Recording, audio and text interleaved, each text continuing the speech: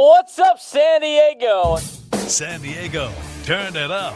From the dugout to the sidelines, from the front office to the fan in the stands, this is where San Diego sports comes to be heard. College athletics is the gift that keeps on giving. This is why I love this stuff. He's not just talking about the game, he's driving the conversation, breaking it down, calling it out, and saying what everyone else won't. They start licking their chops, man, when they hear like, oh, look at all these guys the Padres could potentially trade. This is the voice San Diego sports trusts on San Diego's #1 sports station, 97.3 The Fan.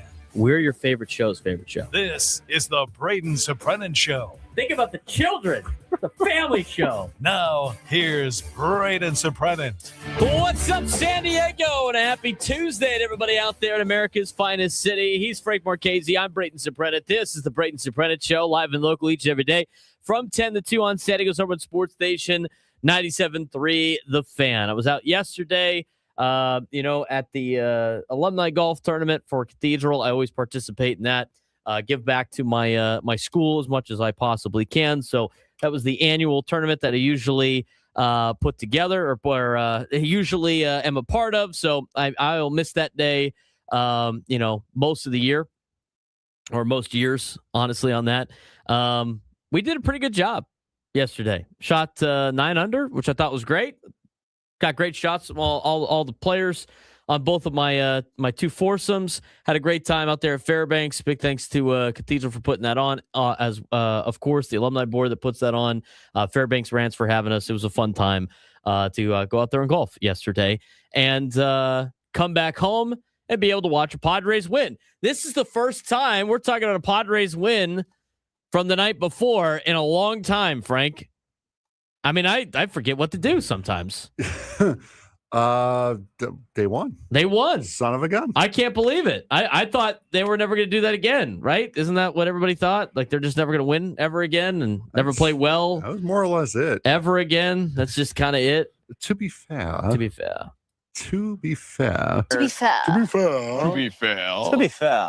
They were not playing well. No, they were not. And then Buntapalooza happened.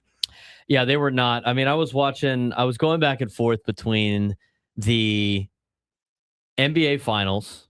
Unfortunately, your Knicks dropped the game yesterday. Yeah. The NBA Finals and the Padre game. And every time we flipped over to the Padre game, it's like, all right, let's flip back over to the Factory of Sadness, and hopefully things change a little bit over here. And you know what? I will say, like, they came out slow, and you got the I'm a Freddy Fermín, man. I'm a Freddy Fermín. It's the Freddy Fermín revenge tour right now. I mean, the Freddy Fermín revenge tour has been great. I mean, that's 3 consecutive games that he has played in where he's hit a long ball, which is awesome. But it looked like the same old Padres for the first couple of innings, and then finally, you get a little bit of offense later in the contest. I mean, the Padres snapped what was an ugly stretch as they got a 6-2 win over Cincinnati last night. They improved to just 3 wins in their last 14 games. And, while the win showcased a lot of contributions from unexpected sources and some much needed execution offensively, it also was a little bit of the reality that San Diego's biggest stars continue to underperform. I mean, Xander Bogaerts did have 2 hits yesterday. He had the double. He had a single. He scored a run. I mean, he was productive. But if you look at the top 4 spots in the order, they were combined for 1 for 16 at the plate last night. 1 for 16. I mean, awful. The role players back to carrying the offense again. Small ball. Some situational execution, creating runs. At least you're seeing that right now. But as the team stars largely remain quiet, there's the underlying concerns are still there about an offense that did not disappear. So, I mean, we look at the way this Padres team has been playing. It has not been playing good baseball. They cannot hit. I have not reacted to this weekend's games. I thought this weekend's games were rough to watch for the San Diego Padres. I really do. So When I look at this Padres team as assembled right now, they got a lot of injuries. They're really testing the depth. But again, until the stars start playing well, this team is going to be tough to deal with in terms of tough to watch and tough to think they're going to be able to make it out of the regular season and be in the postseason. Yes, they're 3 games above 500. They haven't been passed by the Diamondbacks. They're tied for second place right now with Arizona because, I don't know, Arizona finally played teams that are good. And what happened? Well, they didn't really do so well. So it's honestly amazing that the Diamondbacks haven't passed the Padres, which is how poor the Padres have played. So you're tied with Arizona for that last spot in the wild card. There's 97-something games left in the season. There's a lot of time for them to make up ground. But until Manny Machado starts to swing the bat, I don't know if it's going to be possible. I will say this. I never count out the Padres because of the fact they usually rearrange their offense or their team by the trade deadline. So if they are able to tread water here for the next couple of months, like we mentioned before, it'll be a little bit more. You could probably figure this team out a little bit more after the trade deadline. They're going to have to rearrange it now. This was just released by the Padres. Xander Bogaerts has been placed on the paternity list. Will Wagner will take his place. So congratulations to the Bogaerts family. Yeah, congratulations to Xander being put on the paternity list. So he'll be missing today, maybe tomorrow, and you'll have Will Wagner on the roster. Is he going to play shortstop? Or is Sung Moon Song going to play shortstop? Who knows? I'm sure we'll wait Fernando to find out. Short. Yeah, Fernando can play short. I'll give him too many positions to play. But anyway, prior to Freddy Fermín was good. Okay, Freddy Fermín's been good the last couple of days. He was hitting just 126 prior to this recent surge. He had gotten 29 consecutive at-bats without a hit, and it was the only Padre with 40-plus plate appearances with no home runs. Last 3 games, he's 5 for 9, 3 consecutive home runs, 7 RBIs, and has driven in more than half of the Padres' runs in the last 3 games. I saw that yesterday because I was going through what Freddy Fermín had done the last couple of days, and I'm like, has he driven in most of their runs? And the answer was yes. Up until the Padres added a couple more, when the score was like, 2-1, Frank, last night? At that point, Fermín had driven in every run but one in the last 3 games until they got to the bunt fest that transpired after that. But we'll talk a little bit more about Freddy Fermín and what his turnaround has been. But he's been great to see the last couple of days. It's good to see him finally start to swing the bat. Kevin Acee in his newsletter today talked about the things that he had done to be able to get to this point, I guess. A lot of extensive video watching from like the start of his career in the minor leagues through the Royals to the Padres of what went wrong. That is some extensive work to try to get the bat going. And I think a lot of it too is, as mentioned in the same daily newsletter about the Padres continuing to put confidence into this team where, what comes first. And Craig Stammen mentioned this yesterday in the postgame. Is it the results that lead to the confidence, or can we try to get these guys feeling confident and hopefully start spinning the results? I think both of those things are interesting talking points when it comes to this Padres team. But as of right now, bounce back. They're 2-2 right now on the homestand.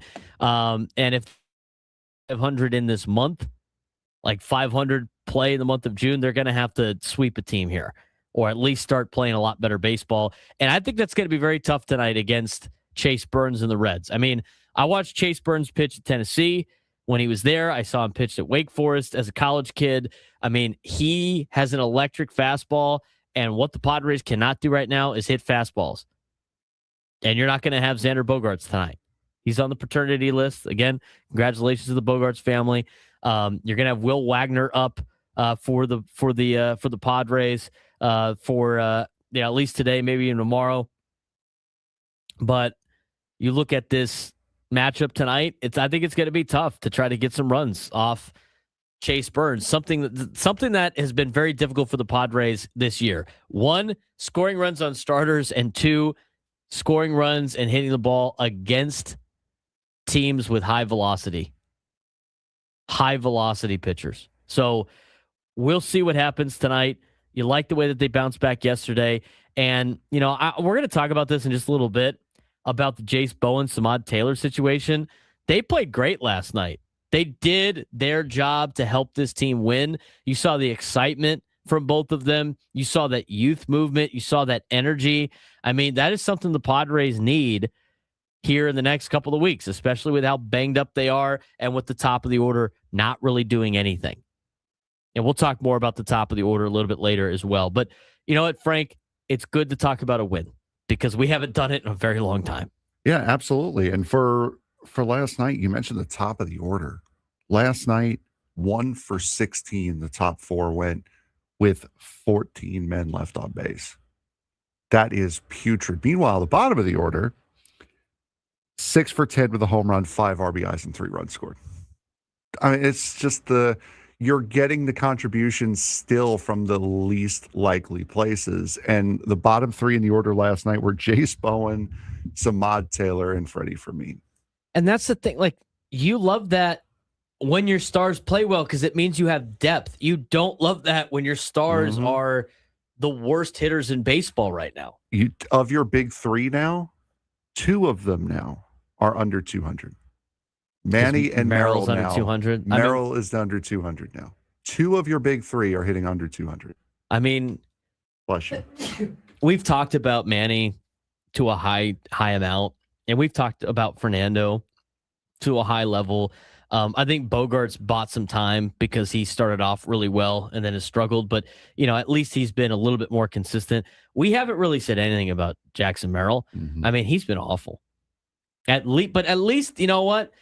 He's playing really good defense. He's helping in other ways, but you paid him to be an offensive player as well, an all-around player, not just a defensive player, right? And he has not been very good. He has not been very good.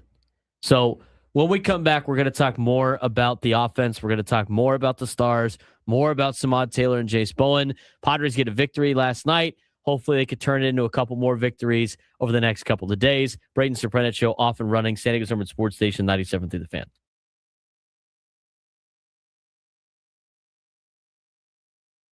The 2026 FIFA World Cup is almost here, and for the first time, 48 nations will battle for soccer's biggest prize. Spain enters as the favorite, riding a remarkable 28-match unbeaten streak and looking every bit like a championship team. France sits right behind them with stars like Kylian Mbappe and Dembele, while defending champions Argentina and Lionel Messi look to try to do it again for one final time. For American fans, all eyes will be on the United States, ranked 13th entering the tournament. The U.S. could either make its deepest World Cup run in modern history or struggle to survive the group stage. Watch out for dark horses like Senegal, Ecuador, Switzerland, and Japan, all capable of shocking the world on the biggest stage. The biggest question heading into kickoff, will a traditional giant lift the trophy, or will the expanded World Cup create the biggest upset in tournament history? The countdown to the biggest sporting event on the planet is almost over. It starts this Thursday, upcoming on Thursday. The 2026 FIFA World Cup is set to be the largest World Cup ever, expanding from 32 teams to 48 teams and bringing more nations than ever before onto soccer's biggest stage. With the tournament just around the corner, debates are heating up over who will lift the trophy and who could make a surprise run. Also, which traditional powers might be vulnerable in this year's tournament. A recent ranking of all 48 teams gives us a fascinating look as to how the world stacks up heading into kickoff. At the top of the rankings, of course, sits Spain. The reigning European champions enter the World Cup riding an incredible 28-match unbeaten streak and possesses perhaps one of the most balanced squads in the tournament. Young stars like Lamine Yamal have become one of the faces of world soccer, and if Spain remains healthy, Many believe that they could be the team to beat. Right behind them, though, is France. They won this World Cup not that long ago.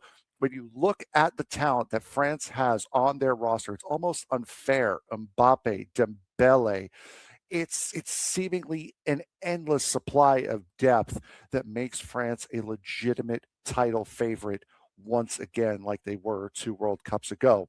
Now the defending champions, Argentina. Lionel Messi returns for what could and should be his final World Cup appearance. Argentina still has plenty of stars from its magical run last year, including Julian Alvarez, Emiliano Martinez. The question isn't talent, it's health.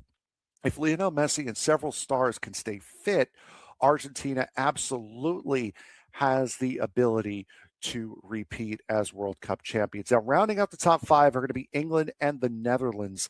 England enters with perhaps its best opportunity in decades. Harry Kane remains one of the world's top elite goal scorers, and under Thomas Tuchel, the new manager, championship level experience comes to this English side. Meanwhile, the Dutch side have quietly become one of the most consistent teams in international soccer since losing the Euros in 2024. And remember, it was 2010, if I remember correctly, they played Spain in the World Cup final. So they have been here before. They've finally gotten back with a bunch of retooled stars for the Dutch team. They are going to definitely be ones to watch. On the dark horse side, every World Cup produces a surprise team. This year, several nations fit that description.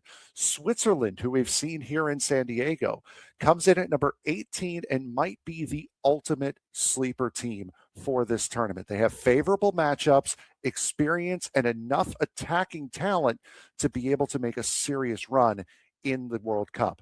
Ecuador is ranked 10th and could be one of the most dangerous teams that nobody is talking about. Their roster is filled with young talent, elite defenders, and dynamic attackers capable of troubling any opponent that they may run into. Senegal sits 9th in the world and is viewed as Africa's best chance to make history. Their defense is among the strongest in the world, and they possess the athleticism and discipline needed to compete with the traditional powers. And also, don't overlook Japan.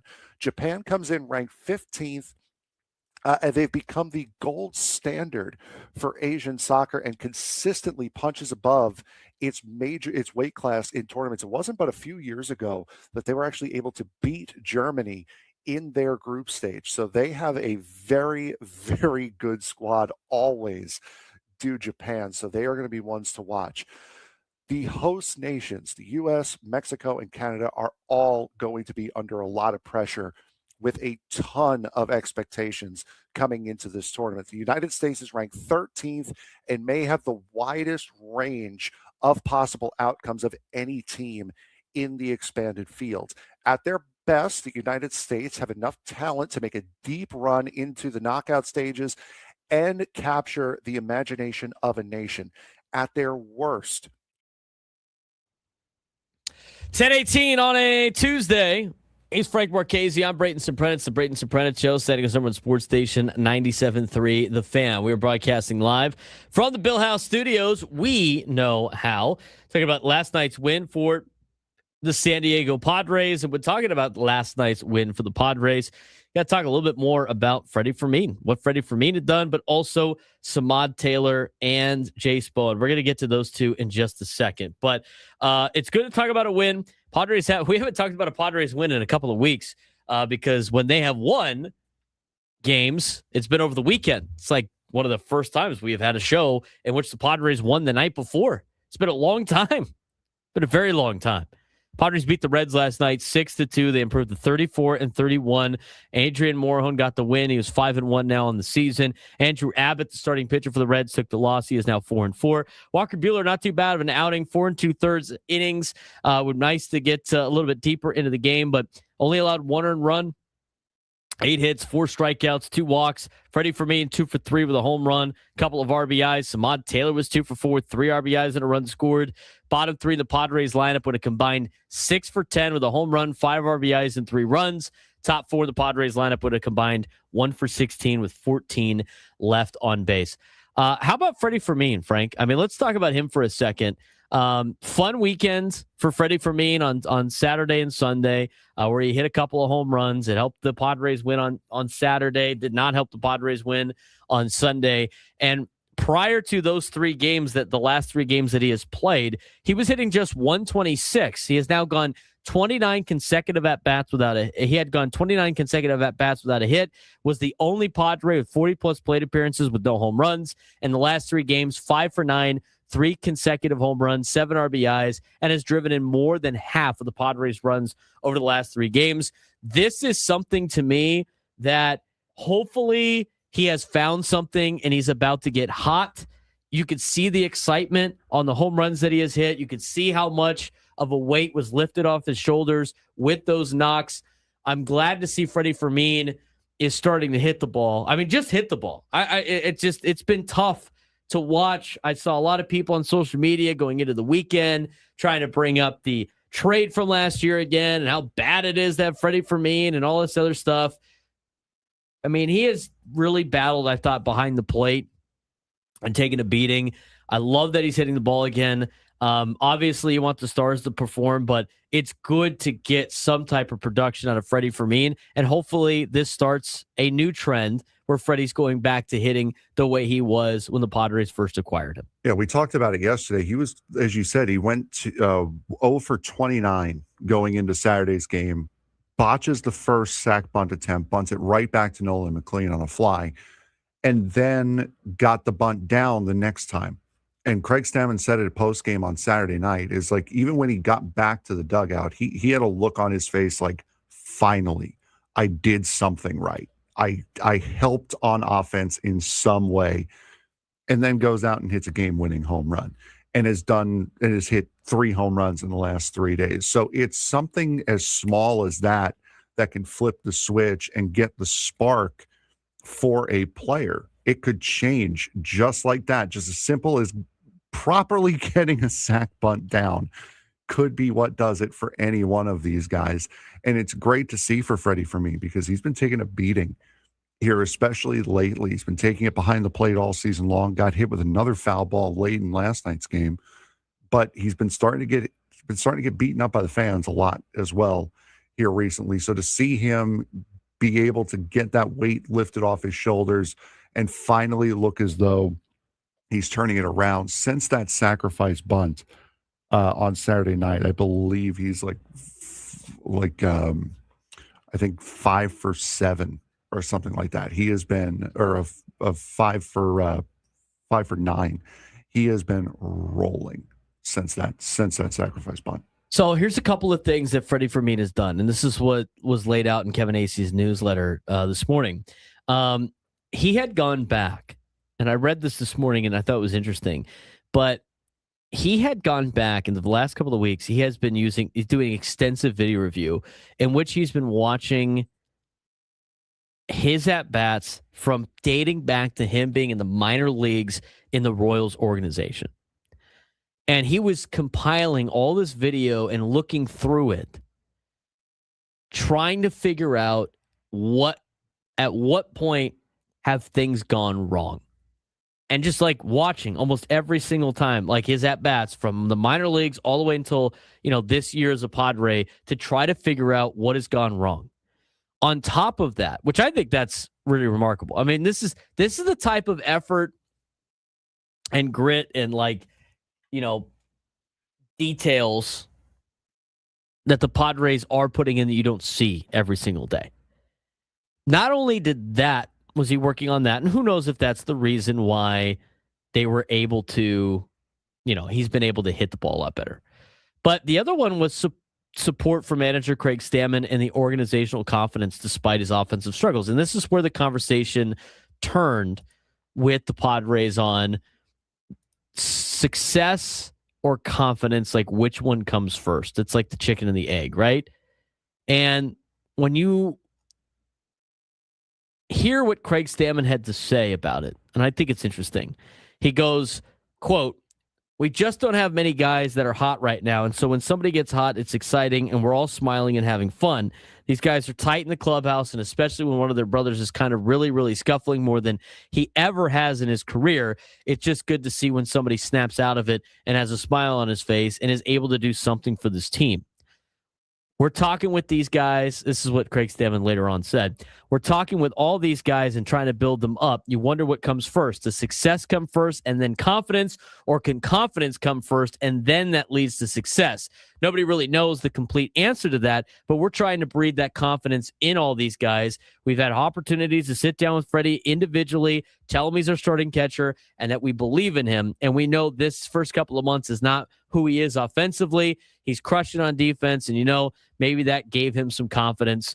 And Fermín did not disagree. I mean, through Pedro Gutierrez, who is the radio play-by-play, Spanish radio play-by-play man of the San Diego Padres, who translated this, he mentioned that Craig has been very supportive through all of this. We've had a lot of conversations. Most of all, he's been giving me the confidence knowing I can do this and I'm the catcher of this team. I think that goes a long way, Frank. And for, maybe some people don't think it's that important. Confidence is everything when it comes to playing this game. And this game is a very difficult game to play. It's a game on failure, built on failure. And as the famous quote is, it will bring you to your knees.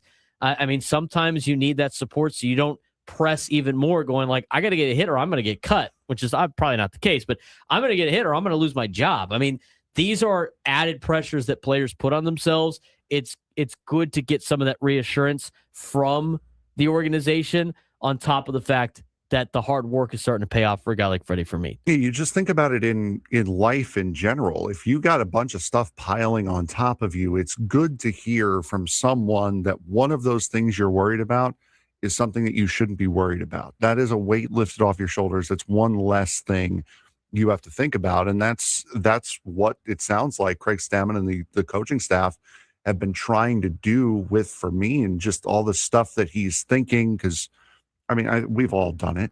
Something bad happens, and then thoughts spiral, and it creates all of these branch off, knock on effects that you think could potentially happen.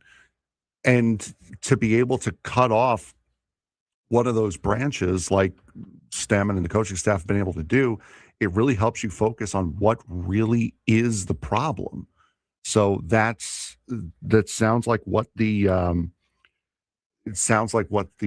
coaching staff has been doing, and it's finally starting to pay dividends now for Freddie. And this matters because if Fermín, who's still got a long ways to go to get to this point, but if he could become just a league average offensive catcher, it changes the entire complexion of the lineup and it lengthens the batting order considerably. And you hope that Luis Campusano, when he comes back, continues to hit at the level that he was hitting before he got hurt. From those perspective, all of a sudden you get an upgrade at catcher. I mean, this is the stuff that the Padres continue to tell people when the team struggles is we believe these guys can do it. It's just a matter of getting it done and putting some things together. And right now you're starting to see it out of some of the players starting to snap out of this. But I find it interesting. I mean, there are multiple players right now on this team, Frank, that are having career terrible years. And you know what? They're grinding it out together and they're going through this together. It's not just one of them or two of them, which I think would be a lot better in the standings, but they are all going through this at the exact same time. And so they can relate. And I think there's some truth to going through this together makes it a little bit easier, I think, from the mental perspective. And we'll see if it brings the team together a little bit, even more than it already is, and see if they can start catching the hitting is contagious bug, because you started to see Fernando hit the ball a little bit more. Fermín starting to hit the ball a little bit more, and now they need to get some of their stars to hit. And we're going to talk about them in just a little bit. But Jase Bowen, Samad Taylor, they were a huge impact in last night's win. An absolutely huge impact in last night's win. It wasn't because they were hitting home runs. It wasn't because, they were just, electric at the plate and just the young superstar talent coming up from the minor leagues. They came up, they're asked to do a task. and they're doing said task. I mean, last night, let's just look at individually what they did. Jase Bowen walked, he stole a base, recorded a bunt hit, added another single, created pressure with his speed. Samad Taylor, bunt RBI, 2-run RBI single, outfield assist, cutting down a runner at home, difficult running catch in the left corner. Together, they provided exactly what A.J. Preller envisioned and exactly what Craig Stammen said when they got pulled up. They're young, they're athletic, they have speed, they have defensive energy, and they play aggressive baseball. And that's something the Padres have lacked, so far this year. They have lacked urgency and creativity offensively for much of the season. Bowen and Taylor brought both last night. I think you're going to see more of that. You don't need those guys to be hitting a ton of home runs. You need them at the bottom of the order, being hungry, young, gritty, and making things happen. And I think you've seen that so far out of Samad Taylor. And I think you've seen improvements out of a guy like Jase Bowen. And so the conversation is, why do you cut a guy like Nick Castellanos to bring up these players? And I think the answer is exactly what you've seen the last couple of days from these guys. Speed, athleticism, making plays on defense, all three things that Nick Castellanos cannot do. And you know what? The hitting, I think, will eventually come around, but they made things happen last night. They forced the conversation, dropping down the bunts, creating havoc on the base pass. I mean, sometimes you need that, and Jase Bowen and Samad Taylor delivered that last night. Yeah, without a doubt. And Samad Taylor has been incredible over these last couple of days. He's made plays defensively, and now he's helping offensively too. He's got speed. Very, very impressive what I've seen out of Samad Taylor. Now, he has been here before. He has been in the major leagues before, but Jase Bowen still going through that growth cycle, but you can see that there are signs that he could be a potentially helpful ball player. May not be an everyday starter, at least here, but if they stick with him long enough, it looks like he could be a very solid player here. Yeah, and you know what? Jase Bowen has an ability to hit the ball over the fence. They saw it in El Paso. So I anytime you make a move, you have to you don't have to justify it, but you want to figure out why they made said move. And right now, I think Samad Taylor and Jase Bowen are showing you why the Padres made the move that they made. I mean, Nick Castellanos was a player that cannot run, isn't very good in the field, doesn't walk, doesn't steal bases. I mean, he literally was on the team to hit, and he wasn't really doing that. So if that's the case, you really don't have a place for him. And all things considered, if Samad Taylor and Jase Bowen aren't like big-time hitters, but they do all those other things, it's still an upgrade over what you were getting out of Nick Castellanos. And Nick Castellanos won you a couple of games this year, but I look at the way that Samad Taylor and Jase Bowen have been playing. They're not something to write home about. It's not superstar level play, but they're doing the job they need to do, and the Padres need it at the bottom of the order, and the bottom of the order carried the team last night. They carried the team last night. Yeah, 6 for 10. Top of the order, well, more of the same. They did not carry the team last night. They were a detriment to the team last night, and the stars have not been starring to, well, we've talked about this a lot, but we're going to talk a little bit more about it when we come back, as the Padres did not get what they needed out of guys like Jackson Merrill or Fernando Tatis Jr. or Manny Machado, who has an MLB worst batting average. We'll talk about that next. Braden Surprenant Show, Standing Consumer Sports Station 97 through the Fan.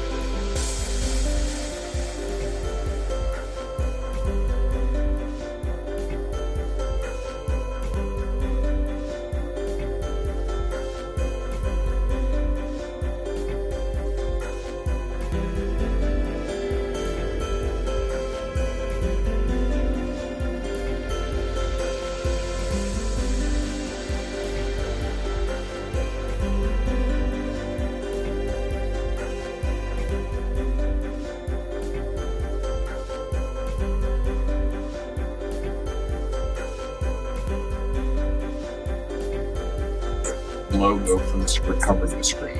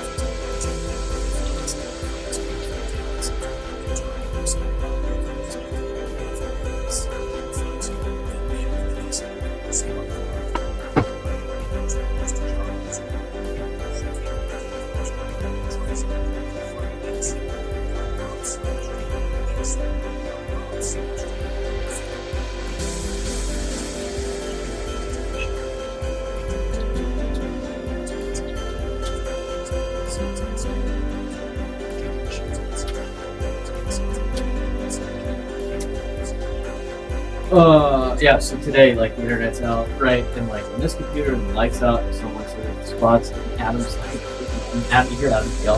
He was like, yeah. Nothing's on. No, I know, but nothing's on.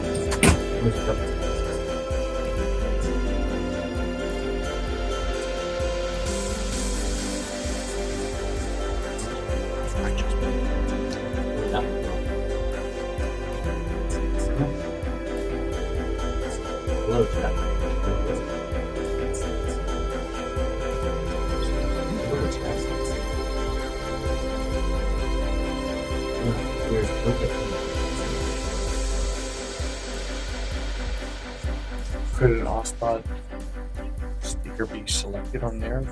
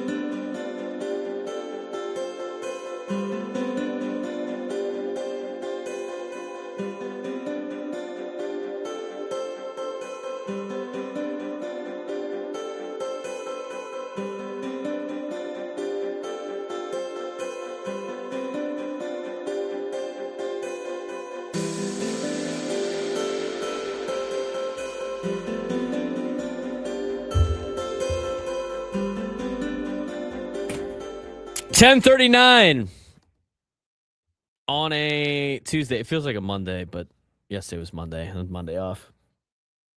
He's Frank Marchese. I'm Braden Surprenant. It's the Braden Surprenant Show. Saturday's Homeruns Sports Station, 97.3 The Fan. We appreciate you guys being with us today. Talking some Padres baseball. Talking about a Padres win. Gotta love that, huh? Gotta love the Padres win. I did the maths. I looked at the schedule. You did math? I did the maths. Uh-oh. This is the first time that we have been on the day after a Padre win. Oh, you went back. Since they beat the Dodgers on May 19th. Wow. They've won games since then, obviously, but they've been Friday or Saturday games. This is the first time we've been on the day after a win since May 19th. What day is it today? Almost a calendar month. It's June 9th. Oh, my Lord. Oh, my Lord. Well, you know what? It's going to be like that sometimes. It do be like that sometimes. Oh, this stupid thing. It flipped. What happened? Oh, no. Just deal with the mirror. Just deal with the mirrored for a second. Just deal with it. The mirrored video. I'm so done with this already. I'm so done today already. That's why it also feels like a Monday. This is stuff that happens on Mondays. It's mirrored on your side, but it's not mirrored on. Oh, I give up. You okay? You gotta be able to get. Is it just on your computer? Because I look. No, you're fine. You haven't had an issue. I have. All right. What mirror? You seem normal. Okay. Somebody relax the casings over here. So I'm mirrored on the laptop that's producing the sound. Like my picture's mirrored, like it's flipped backwards from the way it's supposed to be. But apparently everywhere else, it's normal. Augie, that's why I'm so uptight today. Scraby is a tough negotiator. Did you excuse me? What's going on? Did you hear the controversy from yesterday? Okay, so I was curious. So again, Augie in the YouTube chat for people driving around. Yes, free Lucky. What happened? So Scraby was almost late coming to the show yesterday because as he was getting out of the shower, that's not great to fill in for somebody and then not be here on time. As he was getting out of the shower, he realized that his dog Lucky allegedly ripped up a bag of potting soil and was flinging the potting soil all over the yard. Oh, no. I say allegedly because Scraby has shown no proof that it was Lucky other than him saying he saw him do it. But our claim on the defense is you have no idea what that bag was doing before you saw what was happening. He may have been saving the family. Excuse me? Exactly. So we looked it up on, if you look at the noon hour yesterday, we went on to Kong Dog Toys, their website, and we started to pick out some reparations for all of the slander that Scraby was giving my client on the radio yesterday. And I'll tell you what, the negotiations continued long after the show ended. Scraby is a rough negotiator. Rough. Get it? Foul. I didn't even do that on purpose. He draws the foul. So that's why I'm a little stressed today. I got little sleep because Scraby is one surly negotiator. Or maybe you're not a good negotiator. Listen, I was trying to get Lucky like the big $100 toy, and Scraby just wasn't having it. Okay, so let me get this straight before we talk more about the stars not starring in this team. So Scraby is almost late to work yesterday. Yes. Filling in for our show. Mm-hmm. And he blames his dog. Like he pulls the whole, my dog ate my homework. He had to clean off his dog to an acceptable level, apparently. Because he was covered in soil. Because he was covered in potting soil. Because he ripped up a bag of potting soil. Yes. Okay. And so you, being the animal lover that you are, said no dice. Lucky didn't do it. Lucky didn't do it. No. The potting soil ripped itself open. Or, you know what? Maybe Scraby was running late and as an alibi ripped open a bag of potting soil. He also then sprayed it on Lucky, and then therefore he could have physical evidence if necessary to say that this actually happened. He also wasn't at fault for being late. He also said that he was going to post a video of it last night, which he didn't do. Interesting. So, yeah. Who's making the final decision on this? Oh, no, it's settled. Lucky's getting his toy and should be good to go. Okay. We settled on a duck. Sounds like Scraby needs to take Lucky on more walks. To be fair to poor little Lucky, okay, he's not used to Scraby having to go to work at 9:30 in the morning. That's usually a later thing. So Lucky was a little confused. Gotcha. He didn't do it though. We know that for a fact. Yeah, he did not do it. Juan Ruiz is calling Scraby a liar and a traitor. Hey, to man's best friend. Kind of lousy on his part. Anyway. All right, moving on. Let's talk about this offense, or should I say lack thereof. All right, so we talked about the good parts, right? Samad Taylor and Jase Bowen, Freddy Fermín. I do want to add, last night, this is why it's good to bunt every once in a while, because how much of a circus were the Reds yesterday trying to field a bunt? I thought Terry Francona was going to take a bat to the entire... to the dugout where the bat rack was, the batting helmet cubbies. I thought he was going to destroy the visiting dugout yesterday as he watched his team fail to field a bunt 3 times in a row. I said it on Twitter last night. I said, hey, Padres have unlocked their new offensive strategy, and the Reds unlocked 4 hours of bunt defense practice tomorrow. They were pathetic. It was so bad. I thought I was watching UC Irvine play a Big West game last night with the amount of bunts. It's a time and a place. And right now, we talked about it last week. Like, why didn't you just drop that a bunt to get a run in on a squeeze play in Philadelphia? You know what? I'm glad the Padres decided to do that last night, kind of create some havoc. Sometimes you have to do that if you're not hitting the ball well. And I thought Jase Bowen and Samad Taylor did a great job with that. They contributed in a big way and were that youthful spark that I think you were looking for. And I think you could get that out of players not necessarily needing a, Fernando type player, Jackson Merrill type player coming up to be like highly talked about prospect. I mean, sometimes just getting guys that are hungry, that are youthful to go out there and just play hard at a high level is going to give you that juice that you need. And hopefully that leads to other players doing well. Right now, the biggest storyline remains the big 3. And really the big 4. I mean, like Xander Bogaerts, he's been rough the last couple of weeks, last month and a half, if you will. He started off to a good start to the year. He had a couple of hits last night, so we're not going to talk about him. But Fernando, Jackson, and Manny didn't hit. And they must hit, period. I mean, no one inside the organization believes the current formula is sustainable if those 3 continue to underperform. And the Padres so far have survived because their pitching is largely held together. The role players have occasionally stepped up, but championship caliber teams are driven by stars. And the Padres stars are not doing any of that. And the supporting cast can only carry the load for so long. And right now, these last couple of weeks, you've seen where they start to get exposed and they start to drop games and you start playing better teams.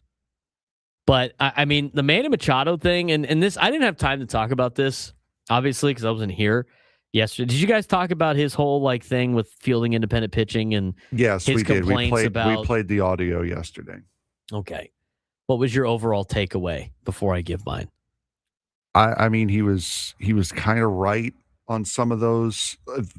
Stats like fielded independent pitching are for general managers looking to try to get a pitcher. That's not really like a field. Yeah, or I know his ERA is a 1.59, but his fielding independent pitching is a 4.51. It's just probably not sustainable. Things are going to go poorly here in the next couple of weeks. Those are for general managers trying to figure out how much to genuinely pay a player. But yeah, it's not, like I said, I used the example. We're not looking at Manny's X-War on Wednesday afternoons after he sneezed after 2:00 during the waxing crescent moon phase. We're looking at his batting average and his on-base percentage and his slugging percentage. Stats that have been around for a long time. My takeaway from that entire thing, because it's like 7 minutes, about him bitching about analytics.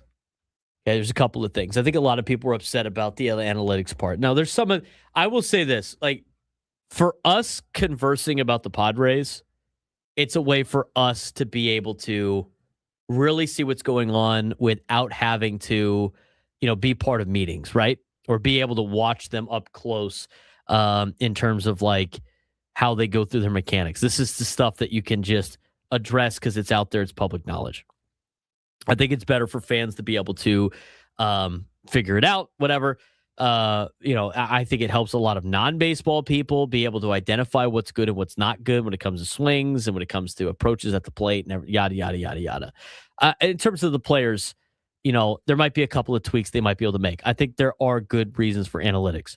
But for me, the biggest takeaway I had on the Manny Machado situation is time and place. If you're hitting over 300 or you're hitting 280 or you're having a great year, you're 20 home runs, 15 home runs at this point in the year, whatever it may be, and you are just on a tear and the team's playing well, and you don't like analytics, which is fine. A lot of baseball players don't. And you want to bitch, moan, and complain about dumb analytics. And there's a lot of dumb ones out there, too, that are just way too specific. Sure. But when you are the worst hitter in Major League Baseball in the most traditional baseball stat, it's kind of tough for a lot of fans to listen to you complain about analytics and be like, oh, yeah, I'm on this guy's side. I also felt a little bit of it could have been, I think it's starting to lead to a little bit of, and we've been having these thoughts the last couple of weeks of maybe they're getting too much information. Maybe they're getting too much information. And maybe Manny is struggling and he's trying to process too much. And this is a way of him saying he doesn't want all this information. I mean, I kind of took that away from it as well, because he went to super simple of like see ball, hit ball kind of deal. And it's like, yeah, I get that, but you're not even doing that right now. There are some players that are very, they're into analytics and they can be given a lot of information and they thrive on that. There are players that you need to keep things simple. And that's not like anything in terms of whether or not a player is intelligent or not, but every player is different in terms of how you coach said player, how you relay them information that you want. And some players you could give a lot of information to and they absorb all of it. Some players you don't want to give too much to either, because then they start thinking about it too much. So when I heard that whole thing, I think Manny's right on a handful of those arguments. But at the same time, I don't think it's the right time to be bringing that up when you're not good in the traditional stats. I mean, he's not good in any of those. So, look, I get he's probably he's frustrated. Obviously, he's not hitting. Maybe he's getting too much information. Kind of sounded like a little bit of a slight towards the hitting coach, a little bit. I'm sure they're all fine, but he's frustrated, and you could tell he's frustrated. But to me, my biggest takeaway was time and place. Maybe they're giving him too much information. Yeah, that could very, very easily be it. And for Manny, he mentioned when he was coming up, it was guys throwing like 93, 94, 95. And now there are guys that are out there throwing 105 on a regular basis. Look at Jacob Mizorowski. So that timing is also something that he's trying to get used to as he's getting older, when normally that timing starts to slip a little bit.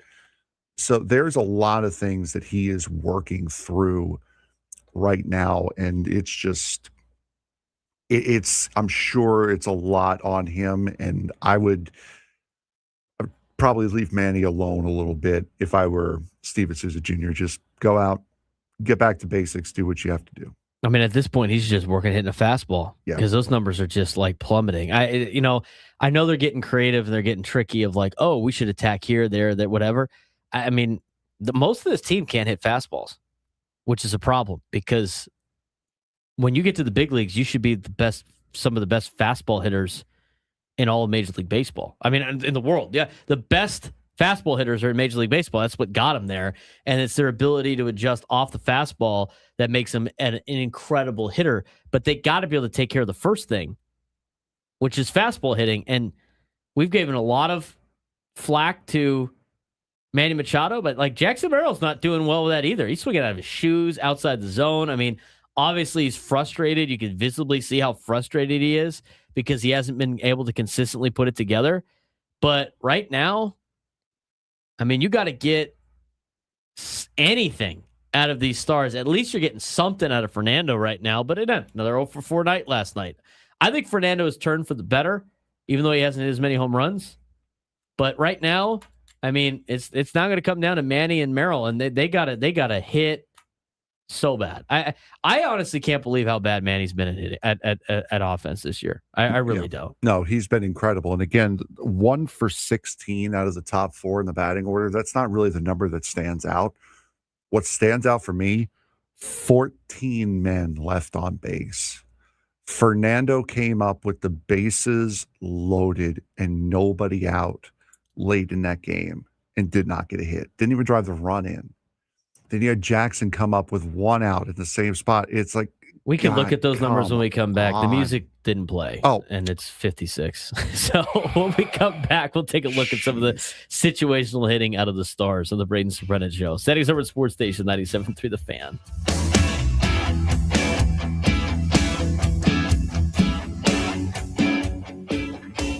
Hey, it's Ben and Woods. We love San Diego, and this isn't just a sleepy tourist destination anymore. We are a baseball town, and that means year-round baseball talk. Every weekday morning, join us from 6 to 10 a.m. on San Diego's #1 sports station, 97.3 The Fan. This is Ben Higgins, and I'm with Jeff Jr., founder of Trajan Wealth. Jeff, why should people care how their financial advisor is paid? Most people don't, and that's a problem. But it's because how your advisor is paid will directly influence the advice that you receive. How so? Well, most financial advisors are brokers, and brokers can sell one investment over a better one just because it pays a higher commission.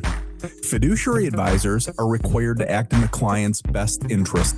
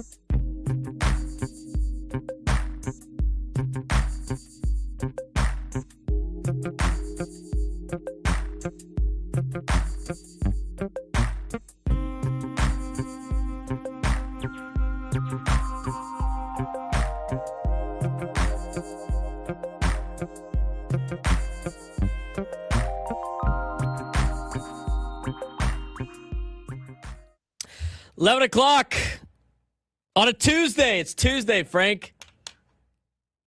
You know, it's a new hour. We start, flush it. We got to flush the last game. It's a new hour, new hope, new ways to screw up. I mean, do the job the way we're supposed to. That's right. Absolutely. So right now, I did this over the weekend and make the announcement, and some of the viewers or listeners have already been able to cash in on this, but we have now officially set up our merch page. So you can finally buy Braden Surprenant Show merch online. We have the link in the description below on YouTube. If you haven't done so already, you can Google search us. We're on Shopify if you want. Braden Surprenant Show. And then on your YouTube video right now, on the Braden Surprenant Show page, you can actually click on the link in the bottom left corner of your screen, and it should bring you to our page where we have a couple of shirts on there. If you want to support the show, we have more coming. So some of these are some misprints, so we're trying to get rid of them as much as we can. But I will say this. Don't say misprint. They're limited edition. Limited edition is right. Exactly. But you know what? I will say this. They kind of worked out, like, in terms of like the shirt. We have a Midnight Blue La Jolla Gold edition. Obviously we do have UCSD games on, so like we got the UC system shirts here if you want. We have those below. Also, right now, as part of you guys that are members on the YouTube page, if you are the top 2 level tiers of a member, I've already sent out some promo codes for you on the list. If you haven't done so already and you become a member, we appreciate that. You get some deals on some shirts. If you are a member and did not get one of those, please DM my social media accounts and I'll get you hooked up with that. But I know Juan Ruiz in the YouTube chat is cashed in. Nate Taylor is cashed in. Just shipped off some of their shirts today. So it's very easy to do. Go online on Shopify. Click the link that's on the YouTube page right now. There's a couple of shirts we have available. We have the blue and gold one, the UC system looking one, if you will. We also have it ended up looking like a 80s Padres shirt, which is kind of cool. It's a brown and orange one. I was wearing that the other day. I just flipped it back over there. It's the brown shirts that we had before. Great light fit. And then we also have the new white t-shirt, which is a cotton shirt. And it's got the frog and dog logo on the back, which is awesome. So you could go on there and buy some of our shirts. We appreciate it. Go ahead and do that. We have more coming. We have different colors coming to add. So we're going to keep refreshing that as much as possible. But again, if it's you can see it right there on the YouTube page. Go ahead, click on the link if you want to help support us by buying a shirt. So we got some pretty cool ones on the way. Again, we're working on the shipping, but I've shipped out shirts already. You should be receiving them the next couple of days. But we appreciate that. We also got the Frog and Dog shirt. I'll show that on the YouTube right now as well. Again, in the link in the bottom left corner of your screen, just kind of showing them up there and the links to it. So the front of the shirt is it's a white T-shirt, a brown and gold looking Padres shirt, or a brown and gold looking Braden Surprenant logo, and then on the back we have our graphic art on the back. Like you see, like the In-N-Out shirts. So those are pretty cool. David Vu in the YouTube chat, send me a DM and I'll get you hooked up with the code as well. Again, if you are a member of the YouTube page, you get exclusive opportunities to buy limited edition shirts, and we got a couple of those up there. So we appreciate that. Appreciate you guys supporting the show.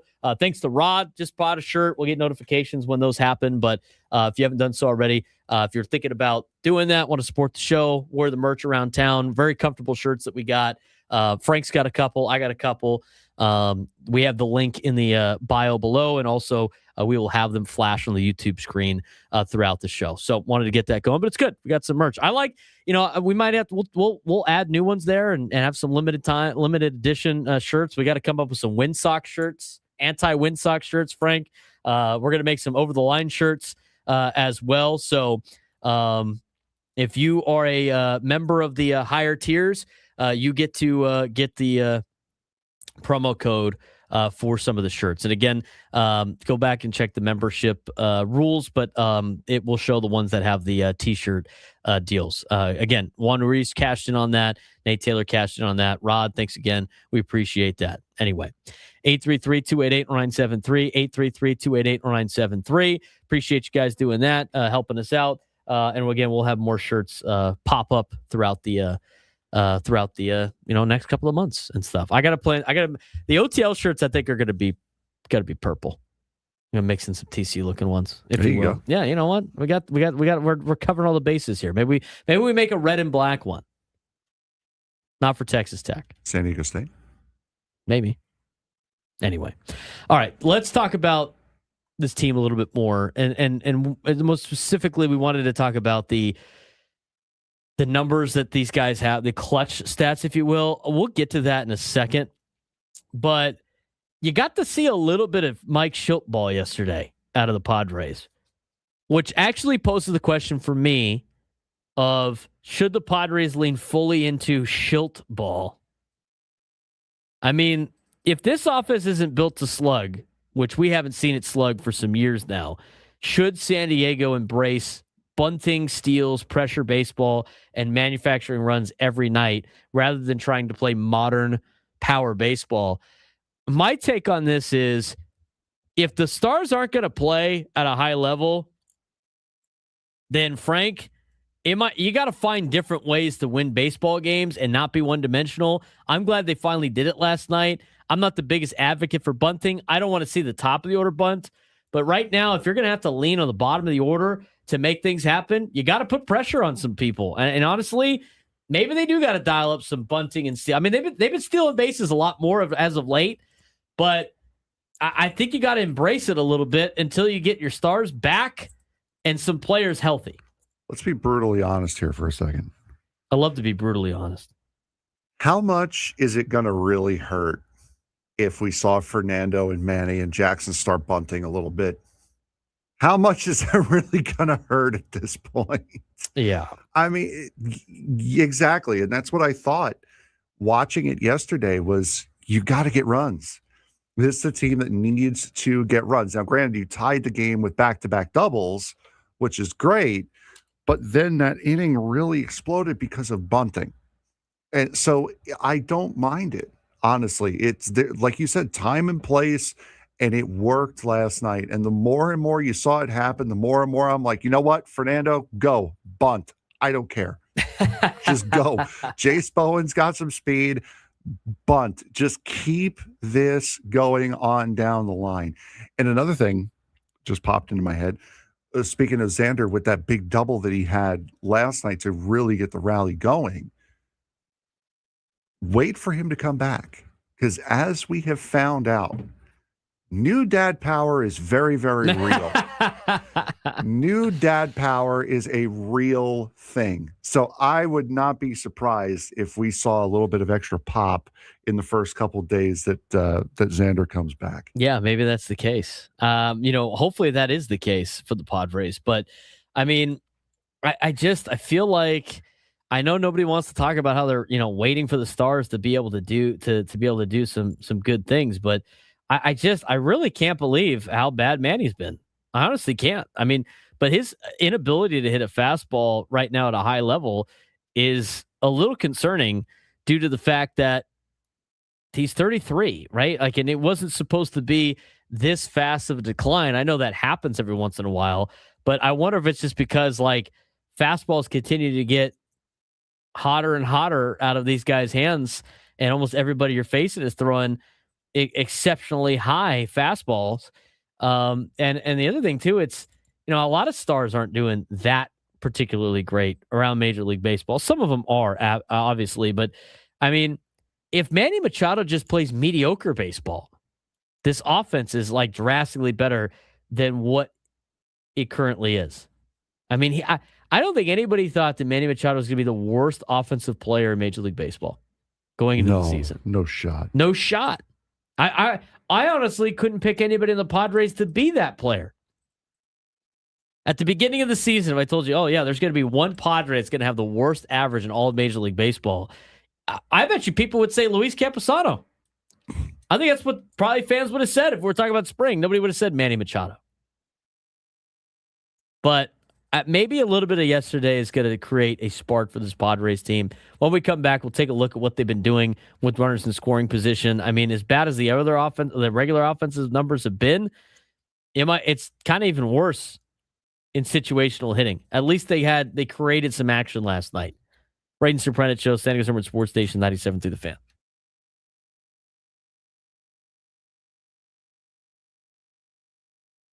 Denny Hamlin just pulled off one of the most impressive wins of the NASCAR season. After winning pole at Michigan, Hamlin was forced to start dead last because of unapproved adjustments to his car. Most drivers would be fighting just to finish in the top 10. Instead, Hamlin drove all the way through the field, took the lead late, and won by more than 11 seconds. The victory was his 63rd career Cup Series victory, tying him with the late Kyle Busch for 9th on NASCAR's all-time wins list. After the race, Hamlin honored Busch by carrying a tribute flag during his victory celebration, creating one of the most emotional moments of the season.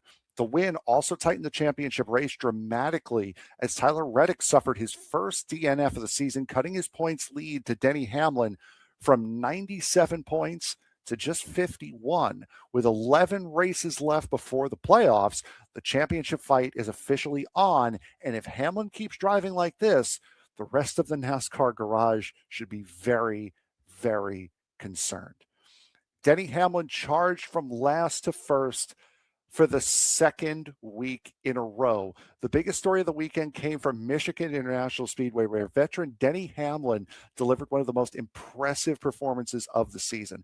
After winning pole, Hamlin was forced to start from the rear of the field due to an unapproved adjustment made to his car after qualifying. Early on, it appeared as though the task might be a bit too much, as he spent most of the opening stage mired in traffic. But through small adjustments and elite long-run speed, Hamlin steadily worked his way through the field. By the final stage, no one could match what the number 11 Toyota team was doing. Hamlin led the final 39 laps and cruised to his third victory of the season, winning by more than 11 seconds.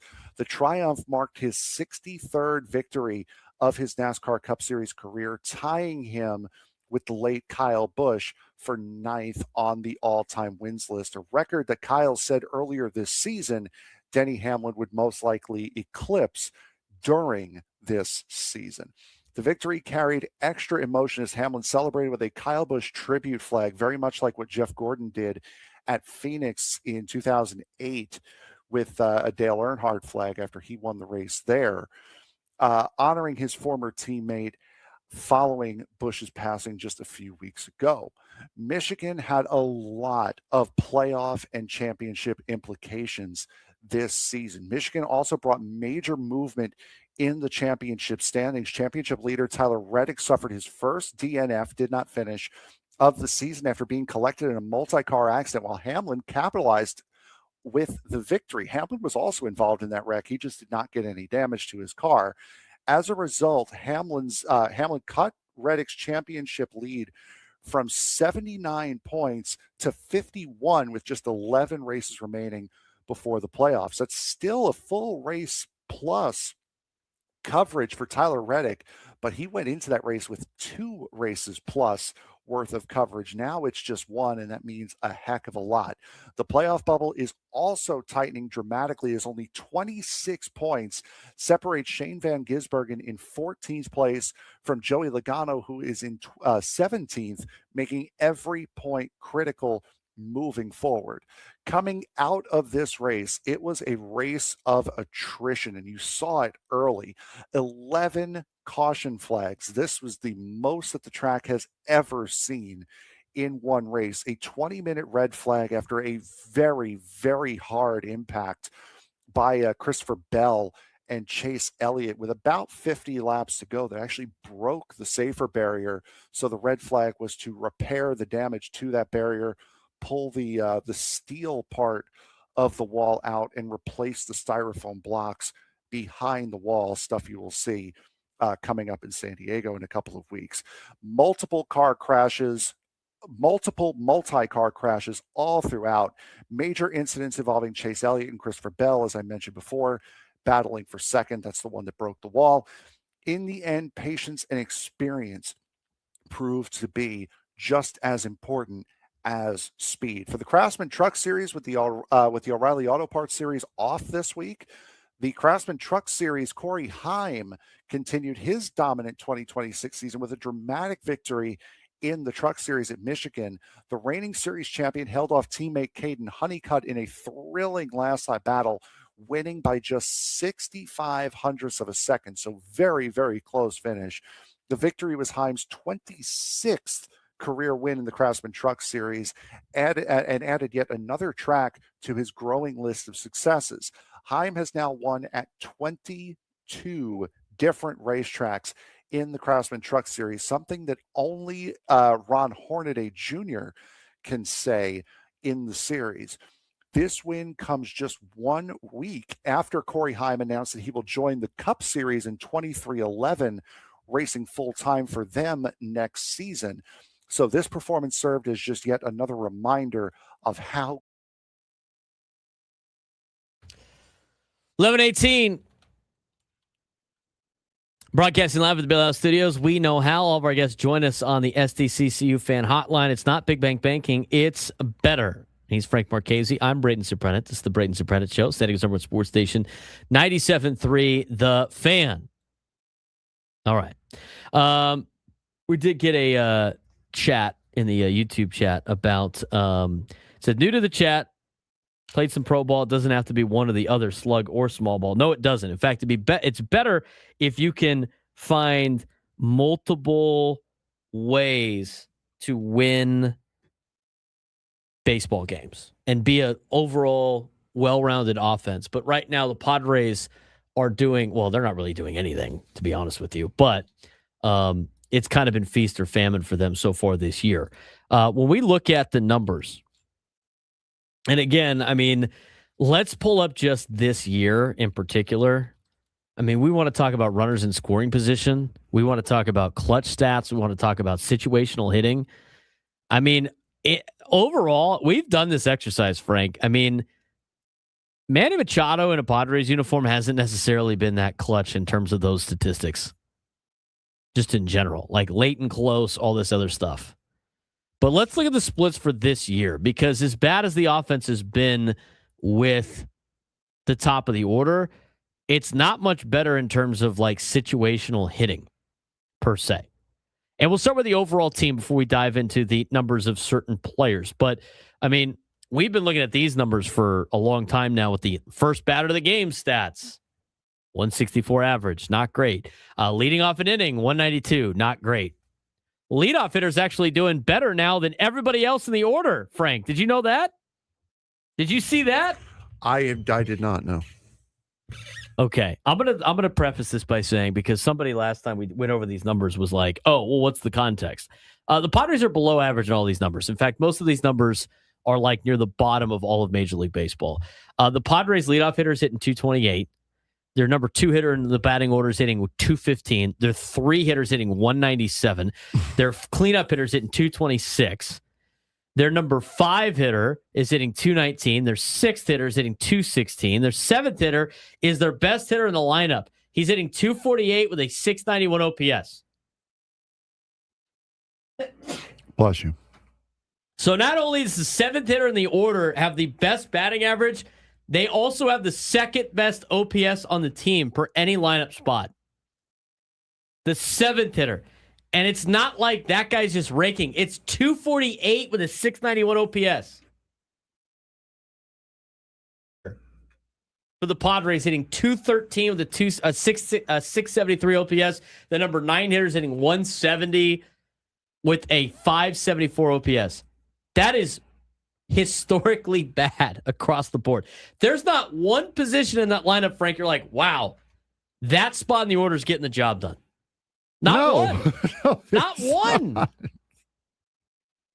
I mean, shoot, you drop Manny down to 7th in the batting order because everybody wants to do that. You're not going to have any spot in the batting order that's going to do well. I will say this, though. Your team batting average last night improved by an point. Oh, boy. It is now 215. Oh, God. Well, there's that. It improved. It's up. It's going up. It's not down. Up. First pitch of a plate appearance.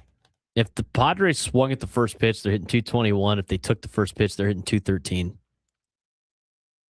Also, nothing to write home about. Count/balls and strikes numbers. First pitch hitting, 335 batting average. Not bad.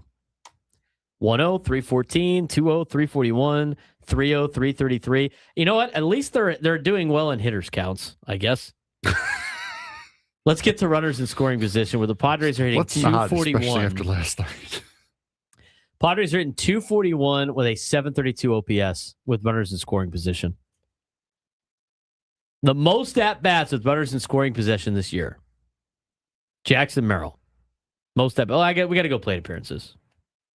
It's still Jackson Merrill. Jackson Merrill's been up the most with runners in scoring position. He's actually hitting 286 with an 856 OPS. Not bad, Frank. You'll take that. Be a lot better. Be nice if it's a lot better, but you'll take that. Xander's number 2 on the list. He has never done well in a Padres uniform with runners in scoring position. 60 plate appearances, 208 average with a 667 OPS. Manny. If you had to guess who Do we have to? Yeah. Manny's had 57 plate appearances with runners in scoring position. Do you know what he's hitting? 57 plate appearances. I'm going to give you how many hits he gave. Okay. Has. 57 plate appearances, 45 at-bats, which means he's walked 8 times. I will let you know that he has struck out 11 times with runners in scoring position. 57 plate appearances, 45 at-bats. How many hits does he have? 4. 7. Not one off. That's all that matters. He's had 2 home runs and a double. Not too bad. 156 batting average with a 574 OPS. I mean, just not good. Fernando's hitting 324 with runners in scoring position, 720 OPS. Not bad. Miguel Andujar hitting 256. Ramón Laureano, who's going to be missing some time, which we'll talk about later, is hitting 243. Gavin Sheets hitting 364 with a 1266 OPS. We'll take that.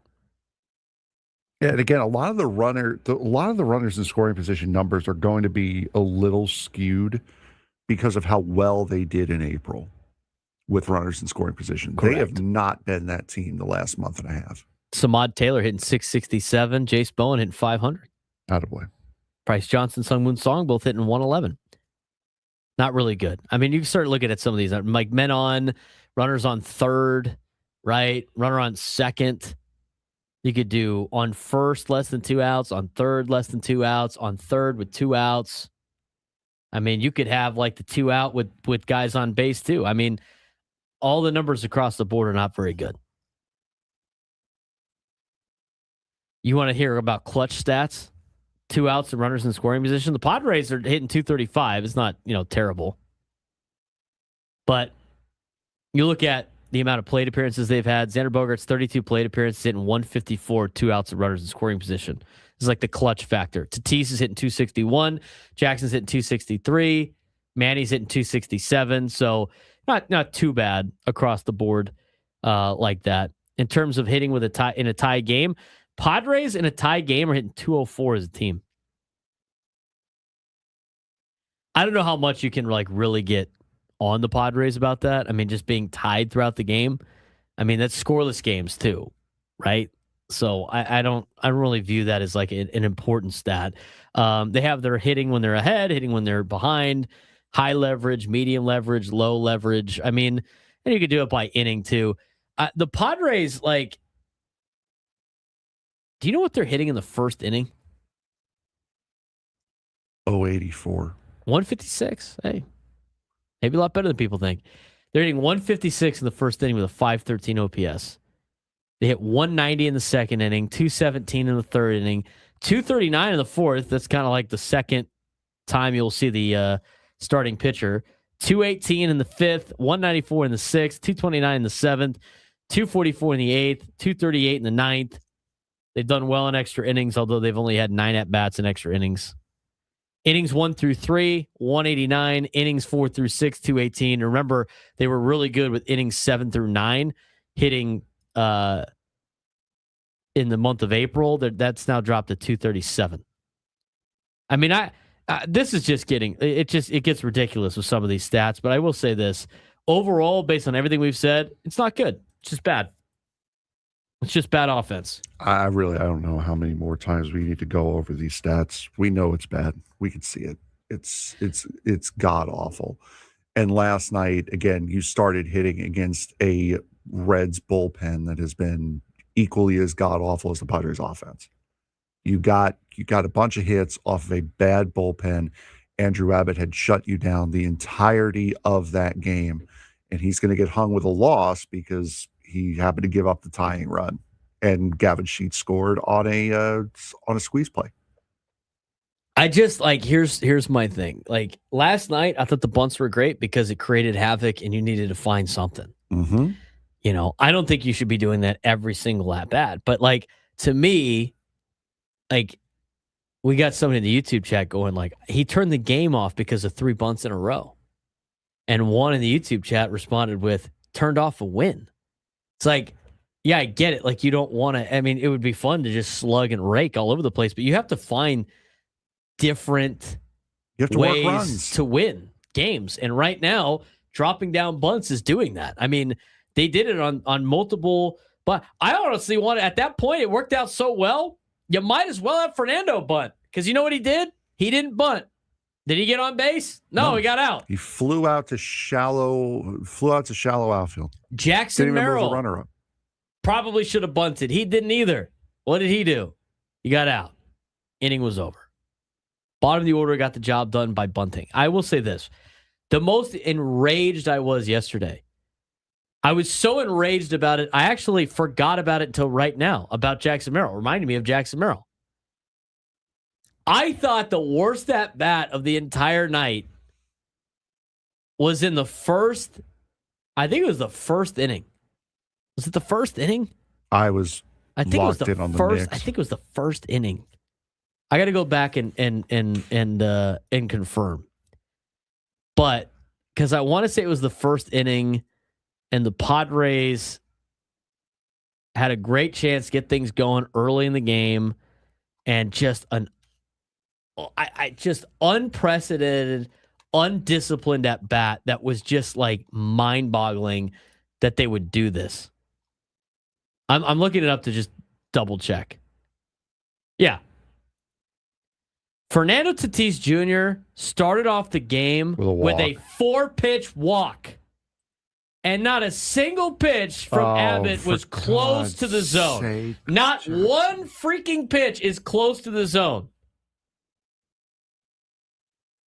Jackson Merrill comes up, and the first pitch he gets is at the top of the zone, inside, like still. It's a strike, to be fair. Strike. He swings first pitch, and he pops up in a foul ground for an out. What are we doing, guys? What? Seriously. I wanted to throw something at my television. Look, I understand.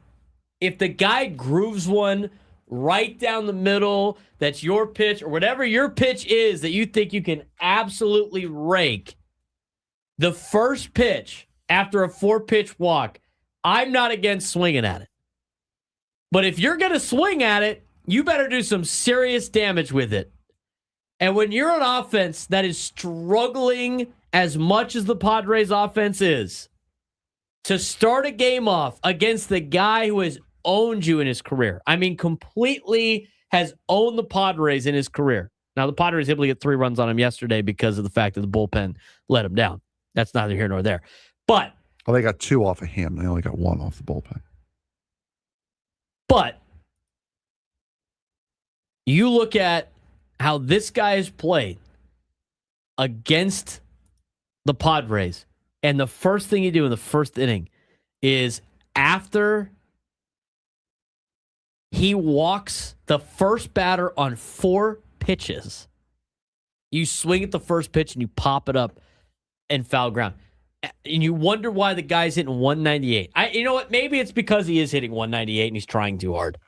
And he's trying to hit his way out. I mean, that to me, if that's not a pressing at bat, Frank, I don't know what is. Yeah, no, that absolutely is. And we talked about it yesterday with Manny getting thrown out, stealing third on Saturday night. Or was it Saturday night? No, it was Sunday. That's him trying to score 5 runs with 1 trip around the bases. You needed base runners in that spot. There was no need for you to try to steal third. So it's everyone's trying. Oh, yeah, that was just ridiculous, too. Everybody's trying too hard right now to be the hero when they don't need a hero. They need warm, conscious bodies to play baseball. They don't need a hero right now. That's the last thing they need is a hero. Shoot, I tried to do that on the golf course yesterday. I'm like, I'm going to destroy this ball. Nope. Happens all the time. Abbott he got charged with 3 yesterday. No, he got charged with 3. The third runner was inherited after the bull. Yeah, but that's still his run. No, you still get 3 runs off of him. No, that's the 3 runs. No, I fully understand, and I know you're right. All I'm saying is that he physically gave up 2. The reliever gave up his third run. That's all I was saying. Which is what I said. I said you ended up getting 3 runs off him because his bullpen failed him in the 7th inning. Okay. Yes, we said the same thing. He gave up 3 runs on 4 hits. That's the worst he's ever done against the Padres. He had like a sub-2 ERA against the Padres all time. And in the first inning, you go walk on 4 pitches and a first pitch pop-up and foul ground. I mean, at least put the ball hard in play. Like if Merrill roped that ball and it was a line drive out, I would have been like, you know what? I still don't like it, but fine. No, he tagged it. You know what? If he sees a pitch he likes and he tags it, you just get a little unlucky like that, fine. But when you swing at a pitch like that and you pop it up in a foul ground, you got J.J. Bleday, who should be a receiver for like the Cincinnati Bengals, just running in and making a catch. Come on. 833-288-973, 833-288-973. We're going to take a quick break. When we come back, we'll get your phone calls about last night's game of the Padres offense. We will also get to what's going on in the sports world that's not the Brendan Sorsby situation. Because I have my thoughts about that at noon. People are like, oh, do you know what? Yeah, I got a lot of thoughts. We'll get to that later.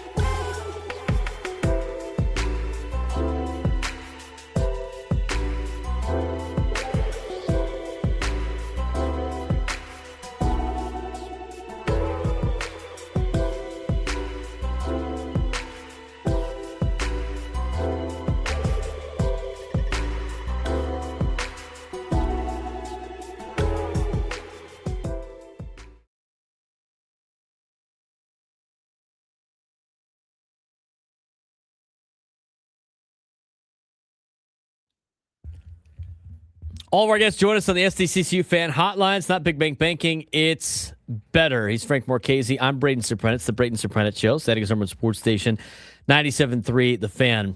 We're going to talk about the Brendan Sorsby situation in the noon hour. We do have a little bit of time here, and maybe we dive into this. Tough news over the weekend for the Padres in terms of not having a player now for a long part of the season. In fact, probably out for the season. As we mentioned, or you and I texted about this when the news went down.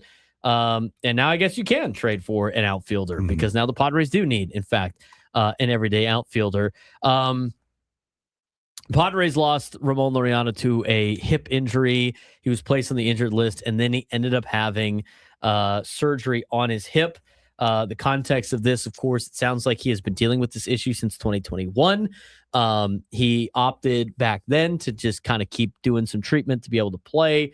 And then it got into a point now where he had to get surgery, obviously for the betterment of his career and everything like that. So Ramón Laureano is expected to miss 4 to 5 months is what the initial thing said. And I immediately said to Frank, it sounds like he's out for the year. And then in The Athletic, Dennis Lynn reporting that Padres left fielder Ramón Laureano is expected to miss the remainder of the season after undergoing surgery to repair a torn labrum in his right hip. Yes, you have labrums in your shoulders and your hips. The injury traces back to 2021 with the Athletics when he originally hurt the same hip. Laureano previously managed the issue with some therapeutic injections 5 years ago, played through it for years until it worsened this season. Manager Craig Stammen called it a big loss, noting Laureano was a key offensive expectation and a brief leadoff option early in the year. Recently struggled offensively, potentially due to the hip issue. I think this makes a lot of sense, Frank, now knowing, that he had been hurt, why his results had gone down. But I look at this as, it's tough that you're not going to have him for this year. That would honestly, that's what made trading for Laureano so appealing last year, Frank, was the fact that you had an option to pick up that was very cheap. And now you don't get that option, obviously, because he's going to miss most of the season, if not all the season. Laureano initially experienced soreness that lingered and eventually escalated. He did not inform the Padres until last weekend, according to Craig Stammen, that it was getting bad. And after reporting it, he visited the same specialist who traded him in 2021. The issue popped up quickly, suggesting obviously a sudden deterioration rather than a slow, clearly tracked decline. So he gets surgery, and now you don't have an outfielder. I don't know if you could say it's not a slowly tracked decline, because he was that's hitting what they said in the article. No, I understand that. No, they're saying his hip is, not his numbers. Oh, okay. Because I was thinking, there's got to be a point where you could start to see where his power starts to trickle away, his production starts to fall. Because again, he was hitting like 350 to start this year, and he was just barely hitting over 200 when this injury was, when he was put on the IL.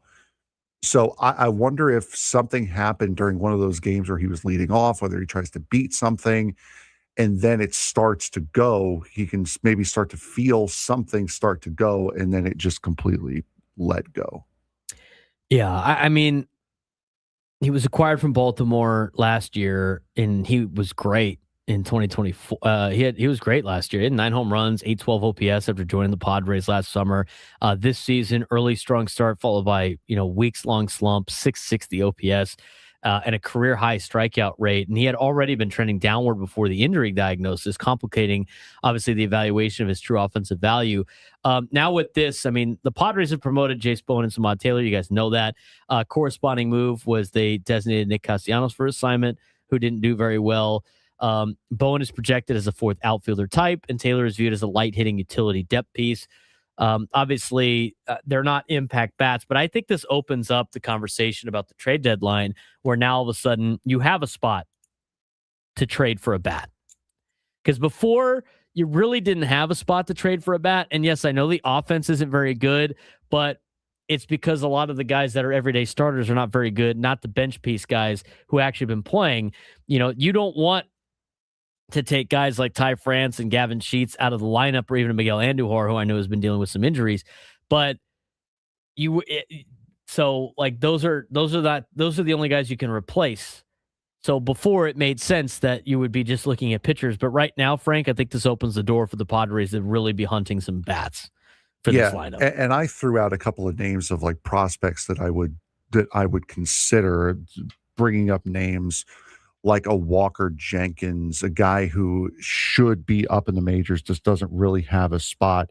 Would love a guy like Ryan Walshman, who's already up, but he's a divisional rival. Not a big fan of trading within the division. Looking through, there were a couple of other names here that I saw. There was one kid from St. Louis. Joshua Baez, he's AAA, projected to make his major league debut this year. Throw him out in left field. You have all of the control on him as well. Those are guys that I personally would be looking at as pieces that are ready to help you. I know they're prospects. I know they haven't really been proven in Major League Baseball yet, but it's also young, controllable pieces with a bunch of upside, which you need to mesh with a lot of these big, high money contracts. Everybody on the YouTube chat wants Jordan Alvarez. That's cool. Keep adding more big money contracts. Well, the interesting thing too, and we're going to get to this later on in the show, sounds like the Padres could take on money. So we'll see how that goes. The Stars have to play, though. I mean, it's a hard sell to a lot of Padres fans about buying at the deadline when they're playing as bad as they've been playing. Thank God they got a win yesterday. All right, what's going on in the sports world that's not Brendan Sorsby or the Padres? And we'll talk about Brendan Sorsby here in a minute. You know that group chat? The one that's always blowing up with the biggest sports takes, debates, and breaking news? You got barbecue back there, and you didn't invite me? Yeah, we've got that too. Welcome to the Sports Thread, where we break down the top 5 stories in sports, just like you would with your crew. Oh, no! Disaster! What a bad idea! No filters, no silence, just real talk. All right, Frank, what we got going on today? Well, we saw what happens when gambling goes right in college sports yesterday, which you'll have your opportunity to vent about. Let's see what happens when it goes wrong, shall we? 4 members of the 2024-25 Alabama State Hornets men's basketball team, including NCAA tournament hero Amar Knox, have been permanently ruled ineligible by the NCAA after allegedly accepting money from gamblers to influence the outcome of games. What do you know? It can be done. Southern Miss Golden Eagles men's basketball, that was who they played where they accepted the money. According to the NCAA, the players accepted a total of $2,000 from bettors connected to a game-fixing scheme that were later paid for their participation. The ruling comes as federal authorities continue investigating a broader sports gambling case, adding another high-profile example to how betting-related scandals are becoming a growing concern across college athletics. With sports betting now more accessible than ever, are colleges and the NCAA doing enough to protect its athletes from gambling influences, or are incidents like these becoming an unavoidable risk in the modern landscape? Ah, boy. Okay, well, you know, a light tease of the next hour to come. Yeah, my thing is, it's like there's either rules, there's not rules. I mean, at this point in time, but like, I don't know why you would ever allow your players to ever gamble on anything. Yeah. I mean, I know, like, baseball doesn't care about guys like playing fantasy football for money. Okay, if you want to make that prerogative, fine. But yeah, I just think it's a slippery slope. I really do. Yep, absolutely. Number 2. Speaking of fantasy football, this is going to be a big one. San Francisco 49ers wide receiver Brandon Ayuk appeared to take a public shot at the organizations in a brief Instagram video, marking his first significant public comments regarding his ongoing contract situation. In the 91-second post, Ayuk repeatedly referred to an unspecified target as little boys and suggested they lacked honesty and direct communication, while the caption said, quote, "If you scared, just say that," fueled speculation that the message was directed at the 49ers front office. While Ayuk never specifically named the team or any individuals, the timing and tone of the post are likely to intensify scrutiny surrounding negotiations and his future with the franchise's training camp approaches. Is Brandon Ayuk helping his cause by taking his frustrations public, or do social media messages like this create more distractions than leverage during negotiations? I don't know why Brandon Ayuk would even do this. I mean, come on, man. Like, what are you doing? Why are you poking the bear here on this? And I already believe in, like, receivers are a dime a dozen. Is paying Brandon Ayuk a ton of money a good idea for the 49ers? And Scraby even said it yesterday. He's trying to get traded to Washington. If you're Washington, why would you see this public display? Why would you even touch this guy? I wouldn't. I wouldn't either. I don't want this. This is what I'm talking about.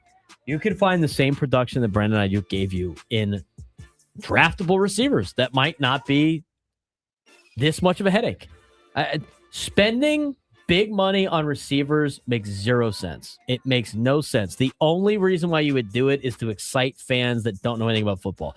There's no reason to give receivers this amount of money unless the guy is Calvin Johnson or Des Bryant or like Jerry Rice. There is a very small amount of receivers that make such a big impact like that. And in fact, there's not too many that are still in the league right now that you're like, oh, wow, really need to have this guy no matter what. It's production you can get from other entities. And again, receivers get paid to catch the ball, not to run rounds. Offensive coordinators get you open, and the quarterback gets you the ball. You just got to catch the rock. That's it. It's your only job. You don't have to spend top dollar for those players. Want to ask Justin Jefferson? I would probably put him on there. I mean, without Justin Jefferson, the Vikings are just awful. Just awful. Number 3. Let's put this in the ruh-roh category. The Detroit Tigers received encouraging news as ace Tarek Skubal made a successful rehab start for High A Western Michigan, throwing 5 scoreless innings with 6 strikeouts and touching 98 on his fastball.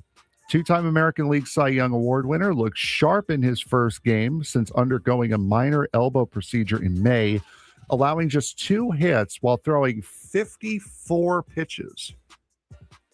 44 strikes on those 54 pitches. Skubal said his velocity and command felt strong, but stopped short of providing a timeline for his return to Detroit, emphasizing that the next step depends on how his arm responds in the days ahead. His return would be a major boost for the Tigers, hoping to remain in the playoff race. How much of a difference can Tarek Skubal make in the American League playoff picture if he returns at full strength to the Tigers? I think it all depends on when he does that. Because the Tigers are the second worst team in all of Major League Baseball. Actually, I forgot about the Rockies. They're the second worst team in all of the American League. They're tied with the Royals. They're tied with the Royals, the second worst record in the American League. And, you know, before it's like, hey, look, they're not many games out of the wild card because they're right there. You know, they're 5.5 games out of the wild card spot now. I mean, the White Sox were in the wild card spot as a team with a losing record. They are now 3 games above 500. The Texas Rangers, or that final wild card spot, they're 1 game under 500. They still have a 5.5 game lead on the Tigers. So I just, you know, at this point with the Tigers, why would you keep this guy? I mean, how about this? The Padres don't have these guys. They don't have these like tradable players, and everybody in their if all these Padres fans want to trade away everybody and move on to the next year, the Tigers do. And it's like, hey, maybe they should keep this guy for a playoff run. The Tigers being 5.5 games out of a wild card spot is enough to go on a playoff run, but the Padres currently tied for a playoff spot. I mean, come on, let's use the logic here. How much of an impact will he have? 0, because he won't be a Tiger post-deadline. Until that team plays their way into at least get back to 500, I don't think it really matters because I think he'll be playing for a National League team in the second half of the season. There's been some crazy stuff going on in college athletics. College athletics is the gift that keeps on giving. Oh, man, we got a lot to unpack in the Brendan Sorsby situation when we come back.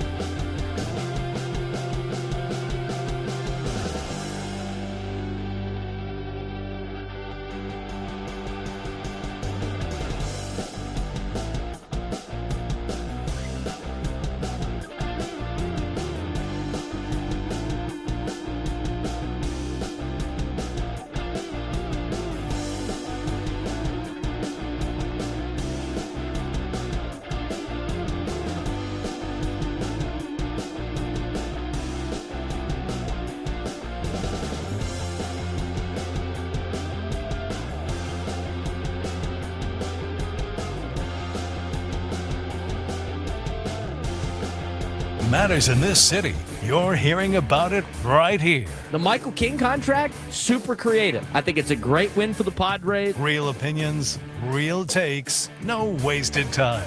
It has been the little things that have outdone San Diego State, and that's where they got to improve. Live and local on 97.3 The Fan. The Braden Surprenant Show starts now.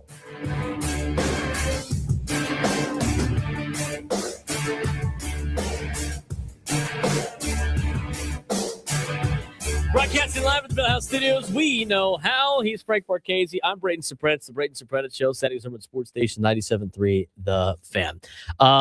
We got to get to it. He's been waiting on hold. Let's get to the phones. We want to join us today, 833-288-0973, 833-288-0973. Want to talk Padres baseball? Let's talk Padres baseball. We also got the Brendan Sorsby situation we're going to get to as well. Let's get out to Rick in Lakeside who called in. Rick, what's going on, man? Yeah, hey, Brandon, I'm with you. If that would have been your high school kid swinging at the first pitch after 4 balls in a row, you'd have had a nice conversation with that kid, I'm sure, right? Absolutely. And I knew that. I would yell at in softball, men's softball, the ball's pitched underhand. I would yell at the adult that I play softball with that they do that after a walk. That was so unbelievable. The other thing I couldn't believe was, how many times have we left the bases loaded with 0 outs? I looked it up. It's 15% probability that you can't score, and it seems to be normal for the Padres. Yeah, they unavailable or their inability to score some runs, even when you have bases loaded and no outs, have been very difficult as well. Rick, we appreciate the phone call. Let's get out to another phone caller here, 833-288-0973, 833-288-0973. Let's get out to Sam in Del Mar. Sam, you're on the Braden Surprenant Show. What's going on, man? Pretty good, man. Things are going well. It's a beautiful day in San Diego. What do you got for us today? Yeah, I think I kind of agree a little bit with what Manny's saying. There is too much information. Before every at-bat, before every little thing, you can see Souza calling over to the on-deck circle to have a chat with the player on deck, whether it's picking up something that the pitcher's doing or, in between a pitching change. There's so much information being shared. When is too much information too much? And I think it just goes back to seeing the ball hit the ball and play to your strengths, not necessarily what the pitcher's doing to counteract it.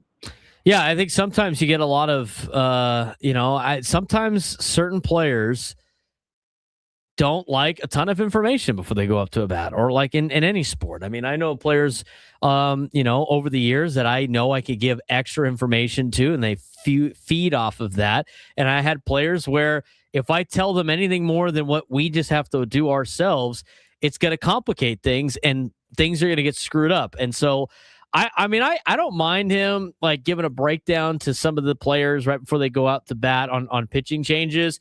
But again, I can't hear what he's saying, right? So, I mean, he could be just giving you so much information a mile a minute that it doesn't translate to anything. And, I just think you got a little bit of that out of Manny Machado's rant the other day about the analytics, he might be just getting too much information. And sometimes that is the case. Look, when you talk about Steven Souza Jr. and Sam, I appreciate the phone call, man.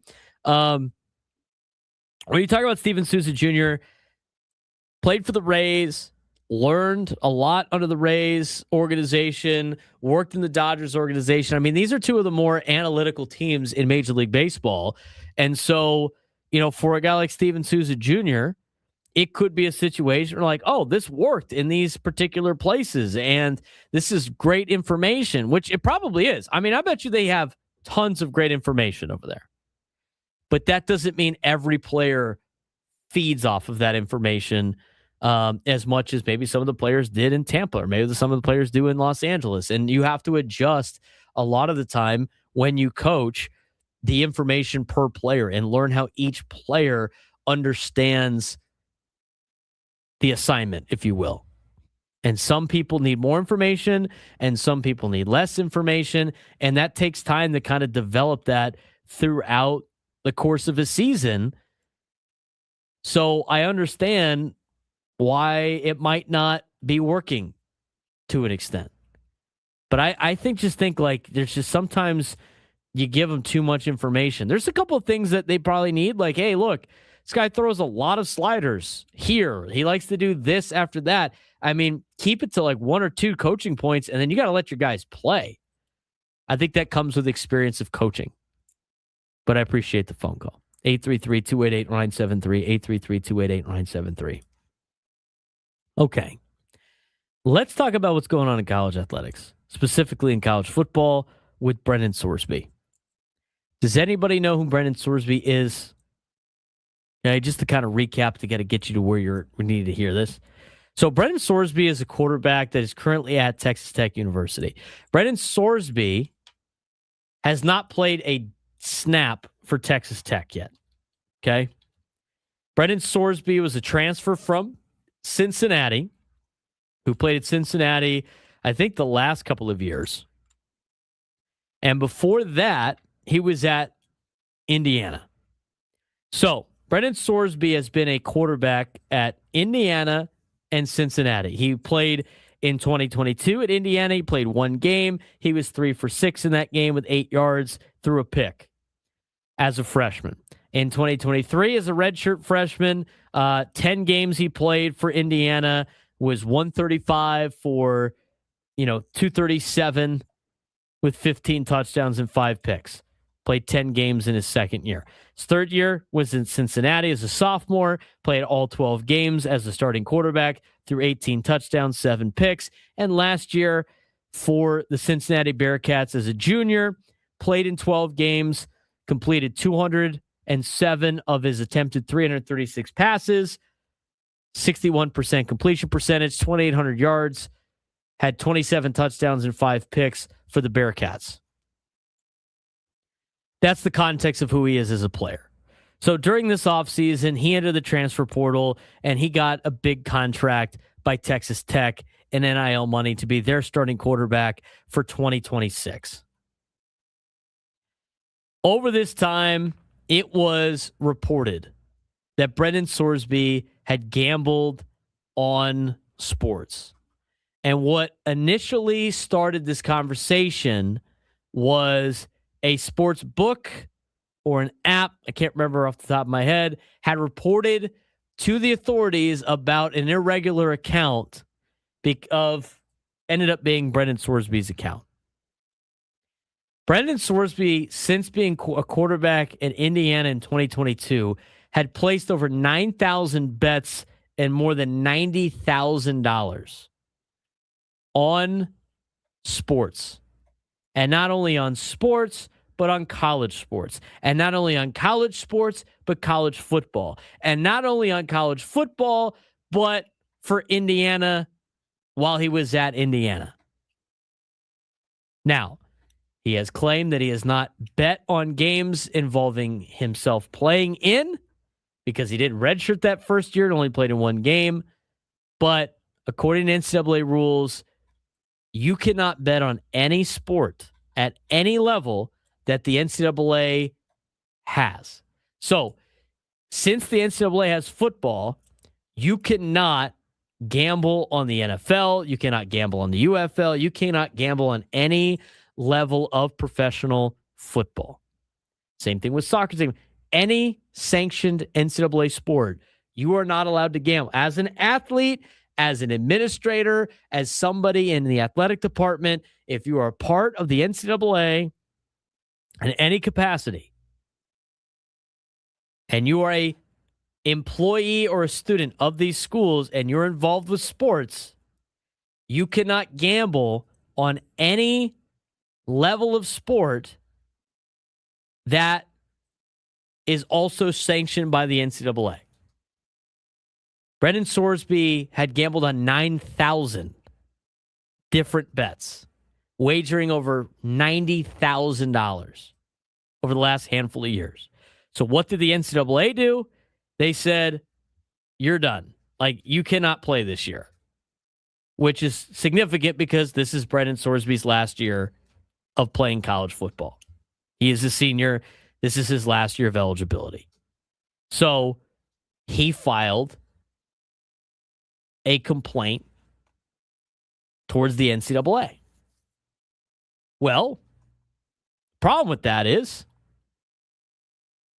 you're in a situation now where if you do not get the results that you want, you could just sue the NCAA. So the most recent thing that came up was the NCAA again has said you cannot play. Texas Tech, defending their $5 million plus investment into a quarterback that has not played for them yet, argues back like this shouldn't be enough for the NCAA. This should be enough for him to be, permanently ending his career.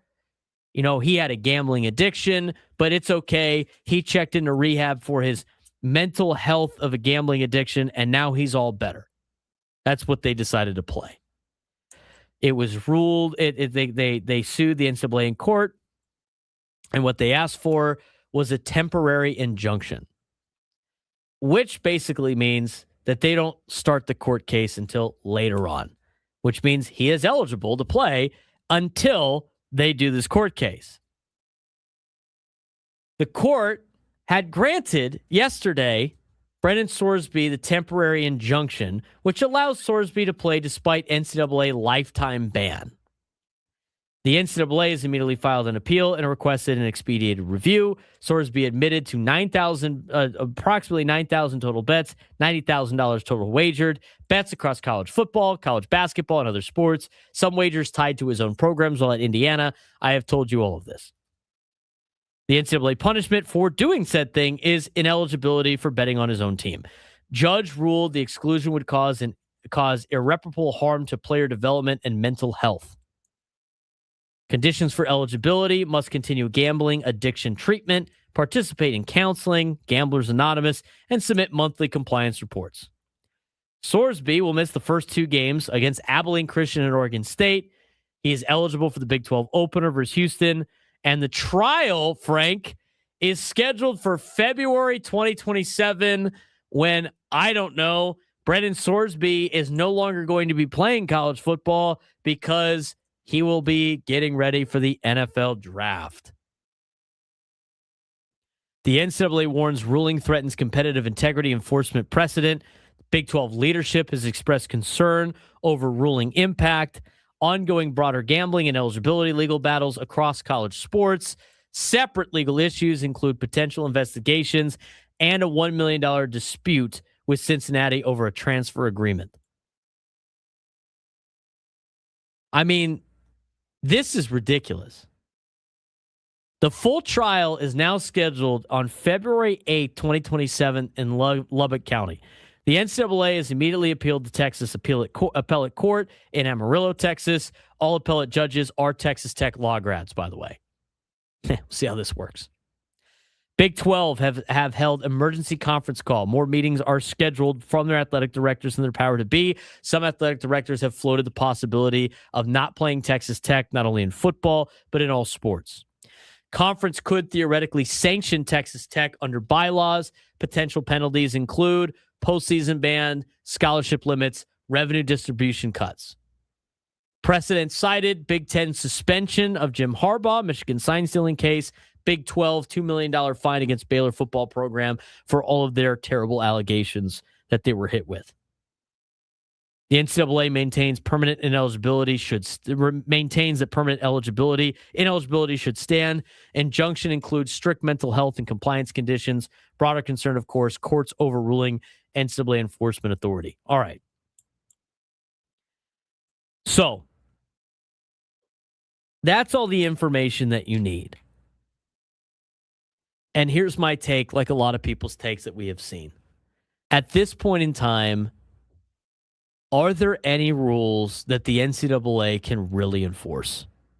Because if the worst thing a college athlete could theoretically do, aside from committing a heinous crime, just in terms, because again, I don't want to get into that, but just in terms of what a college athlete could legally do, that would be the worst thing that they could do in college athletics in terms of gambling on games.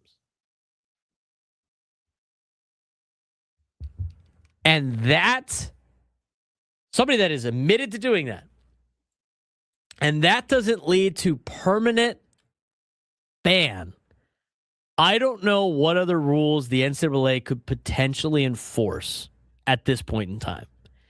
And I look at this from a couple of different angles. I mean, right now, like, what I don't understand from Texas Tech is going to bat for a guy that is not even, like, he's a solid quarterback, but he's not even that great of a quarterback.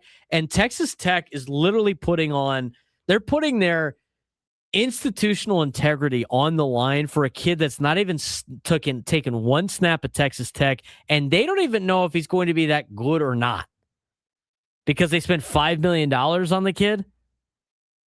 I mean, you are seeing all of these problems with sports gambling around professional and college sports, and the first time we find that we get something with a student athlete gambling on games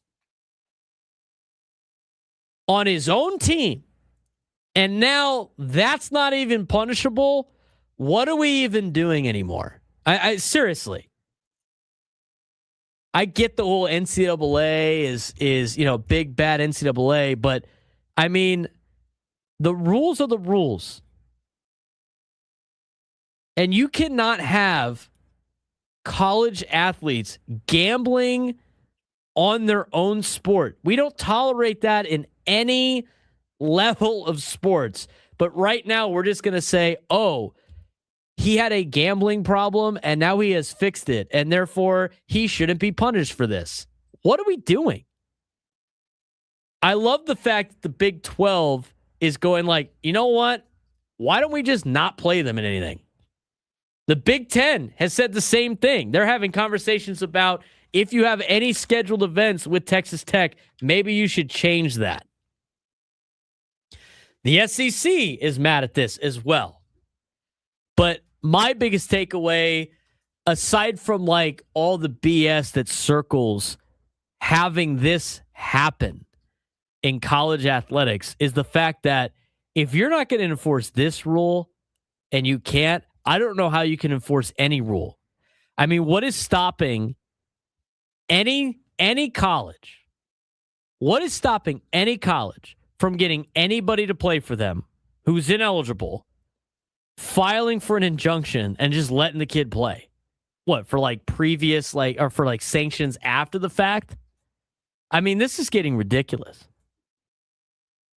We are going to allow somebody that has made 9,000 bets on sports, on college sports that he is currently actively playing in. We are going to allow that kid to play because of the fact he said he was sorry about it. Give me a break. This is catastrophically bad for everything in sports. An athlete actively gambling on games. And here's the thing. Like, some people were calling out, because Scott Van Pelt had some interesting things to say about it. It's like, there's no rules. I don't know why anybody enforces these rules. Obviously, there's no rules. But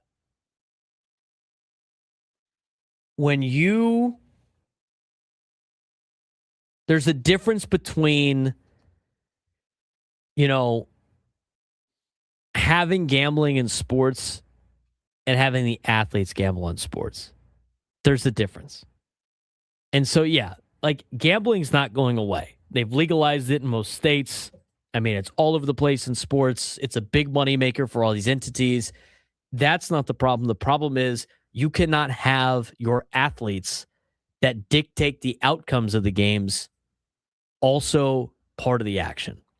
You can't have that in any facet. Now, whether or not politicians get away with this with insider trading, there's reasons why there's rules around it. So, this sets a bad precedent.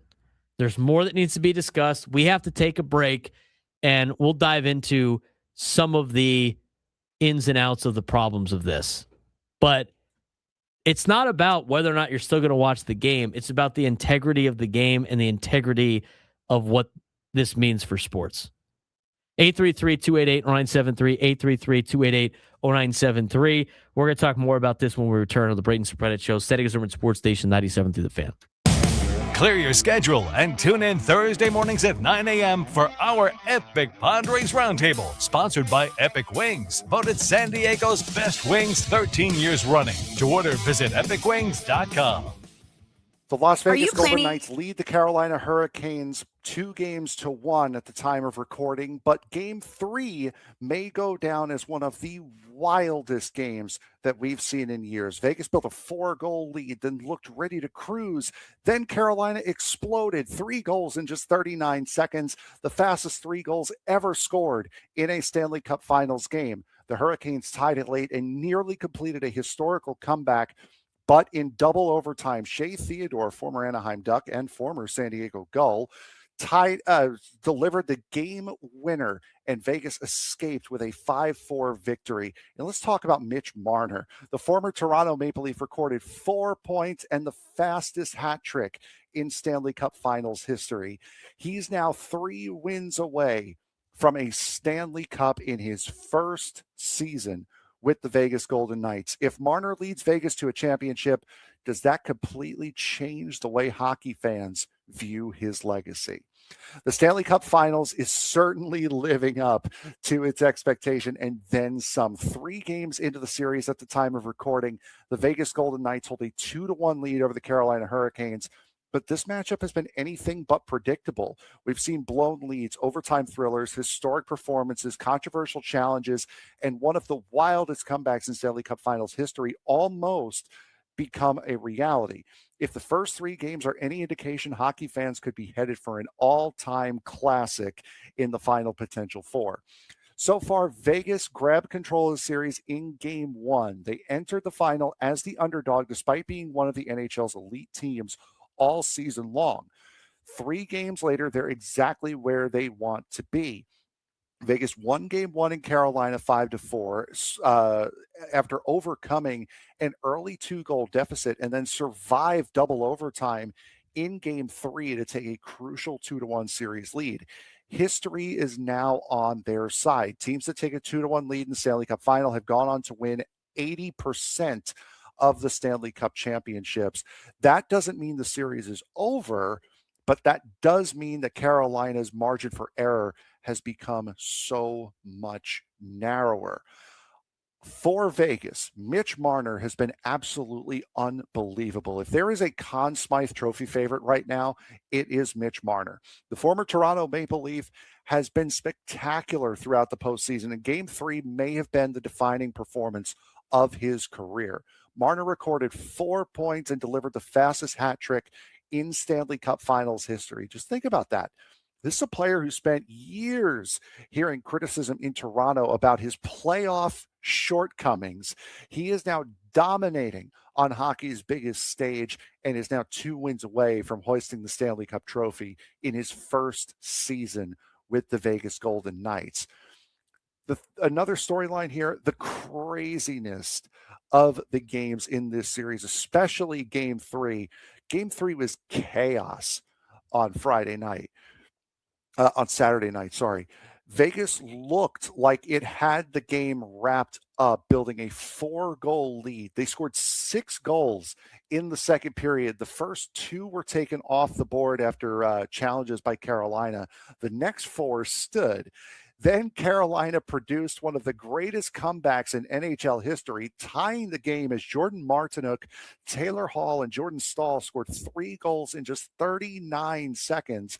The fastest 3 goals ever scored in a Stanley Cup final game. And all of them came within 10 minutes to go in the game. Andrei Svechnikov then tied the game late in regulation, stunning the Las Vegas crowd. The Hurricanes became the first team to even give themselves a chance after trailing by 4 goals in the third period of a Stanley Cup Finals game.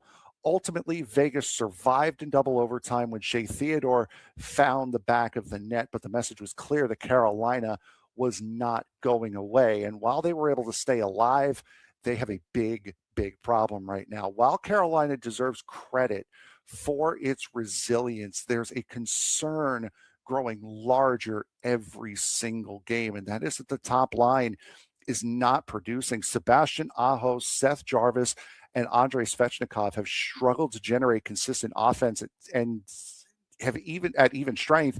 And throughout much of this postseason, Sebastian Aho also gave up a penalty shot opportunity to Mitch Marner, which was saved in that game 3. Coach Rod Brindamore has publicly acknowledged that the lineup changes are being considered. When you're facing a team as deep as Vegas, your stars really have to star, something I know we're very familiar with here in San Diego. If Carolina is going to come back in this series, then it starts with its stars taking control. Goaltending, also a factor. One of the biggest things to come out of Game 3 was that Frederik Andersen surrendered all 4 of those goals on 16 shots. The Hurricanes then turned to Brandon Busey to start the third. On a Tuesday, it is a Tuesday. Frank's bounced back here in the later hours of the show. He has bounced back. Yeah, we had a good hour. We're building on momentum now. Yes. I am Freddy Fermín laying down a sack bunt. You about to hit some home runs here in the next couple of days? Absolutely. We're talking about the Brendan Sorsby situation, how crazy it is. I mean, there's just so many things wrong with this at so many different levels. I mean, Emmanuel Clase is going to go to federal prison for doing this. Yet, we're going to let Brendan Sorsby play in college athletics for gambling on games. What's the problem? You don't see the problem with that? No. Come on. I mean, Brendan Sorsby even bet the unders on his team at Indiana. That has been reported. That's basically betting against your team, Frank, is it not? Now, he wasn't playing in it, but still, does it really matter? They should be gambling at all. They've made it so easily accessible. It's an interesting slippery slope that they're going down right now, but the rule is you should not be allowed to gamble if you're an athlete. Excuse me while I do this Kalshi promo. That's right. But there's a difference, though. It's not like you're telling the athletes that have an impact on the game to do it. That is where you draw the line. I mean, think about all of the other punishments in the past, and those are starting to leak out. I mean, we're talking about like Des Bryant lost a year at Oklahoma State because he hung out with Deion Sanders and had a burger with him. I mean, think about how dumb this is. Remember when Reggie Bush once had to forfeit a Heisman Trophy for accepting improper benefits from agents? A rent-free house from USC? There's a story about that Iowa football player from 2 years ago that's coming back up. Yeah. USC had to vacate the national title, right? Remember that? But by the way, it wasn't even Reggie Bush. It was his parents. And the rent-free home was a short-term thing. It wasn't even a long-term thing. I mean, USC had to give up a title. Reggie Bush lost the Heisman for this. Brendan Sorsby makes 9,000 bets. It's like, yeah, dude, just go to the right judge. You'll be clear to play. The appellate court for Texas Tech law degree alumni are on the Texas appellate court out there.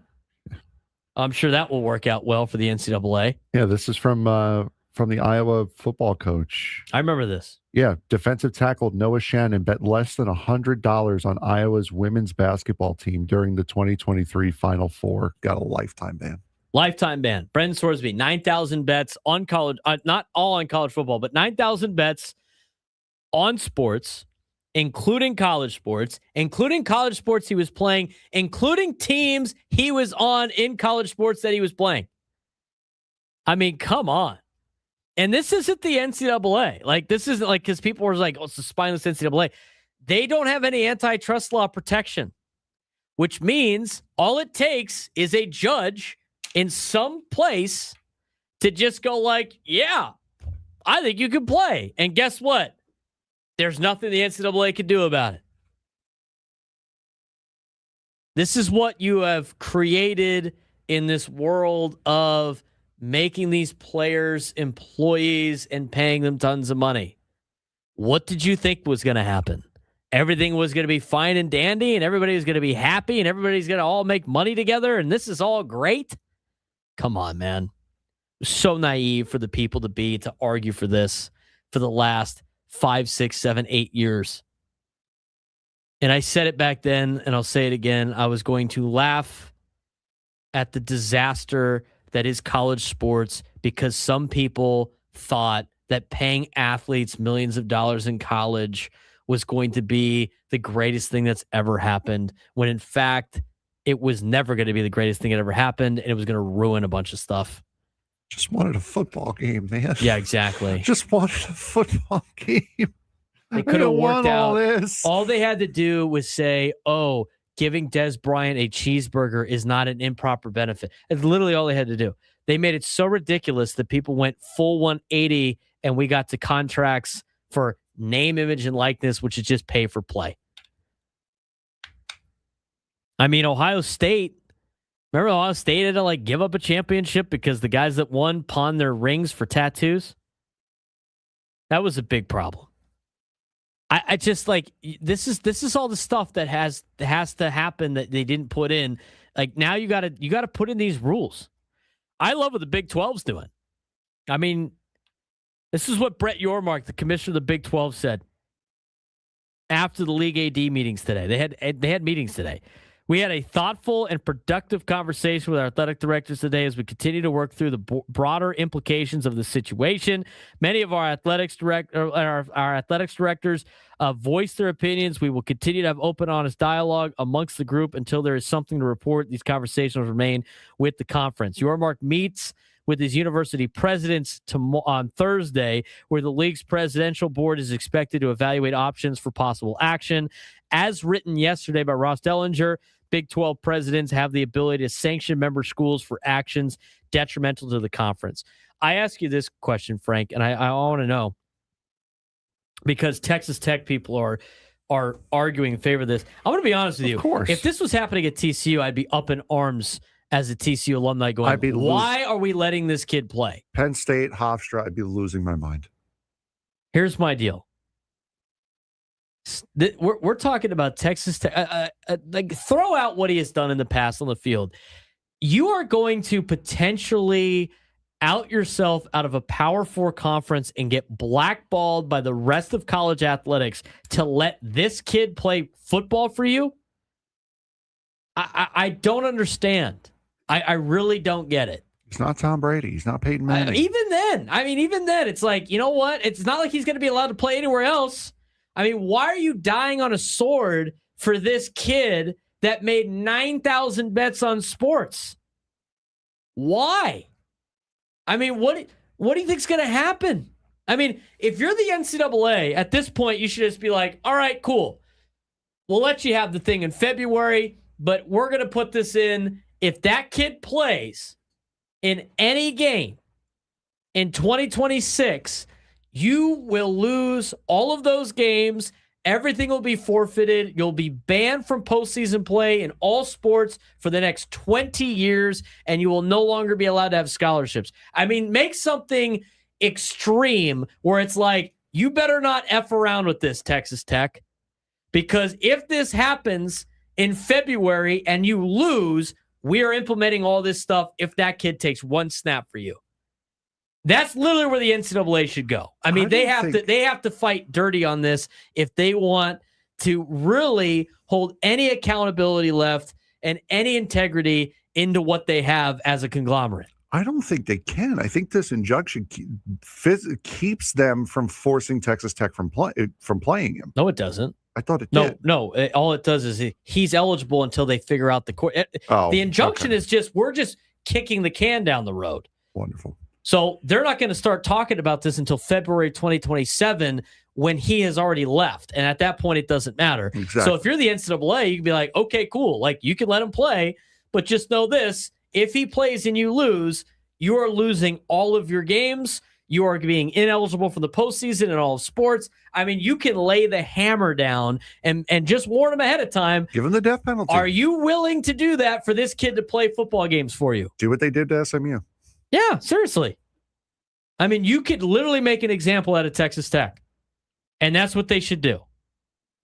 I think they're going to try to appeal it, go through the court process. But if you're the NCAA, I'd set out a mandate right now. Just be like, if he plays and you lose, you're going to not have any scholarships for any of your programs. You're going to just literally lay it down where it's like Texas Tech's no longer going to be able to be eligible to do anything athletically. And like Clay is saying, what NFL team now is going to be willing to take this on? Nobody. The only way you would do it is if the guy was like the greatest thing that's ever happened to football. You have ruined your entire football playing career because you couldn't just not bet. Like, come on, dude. And now are making a circus about it. I've seen, I don't think it's going to happen, but I've seen like the Big 12 has threatened to kick Texas Tech out of the conference if they decide to play this kid, right? I mean, all their schools are like saying they don't want to play. But my thing is if the Big 12 gets that level and you're Texas Tech, do you think any other conference is going to pick you up? No, There's no way. You'll be Notre Dame, but not for Notre Dame reasons. That is one thing I do also want to point out. It's good to finally see all of the conferences aligned on something. That the power to have put the clamp down, saying, listen, if you guys have Texas Tech in any sport, be wise to get them off the schedule. The Big 12 is not coming out and defending them. Literally, the only people that are defending this are Texas Tech and Brendan Sorsby. That's it. Those are the only ones. That's it.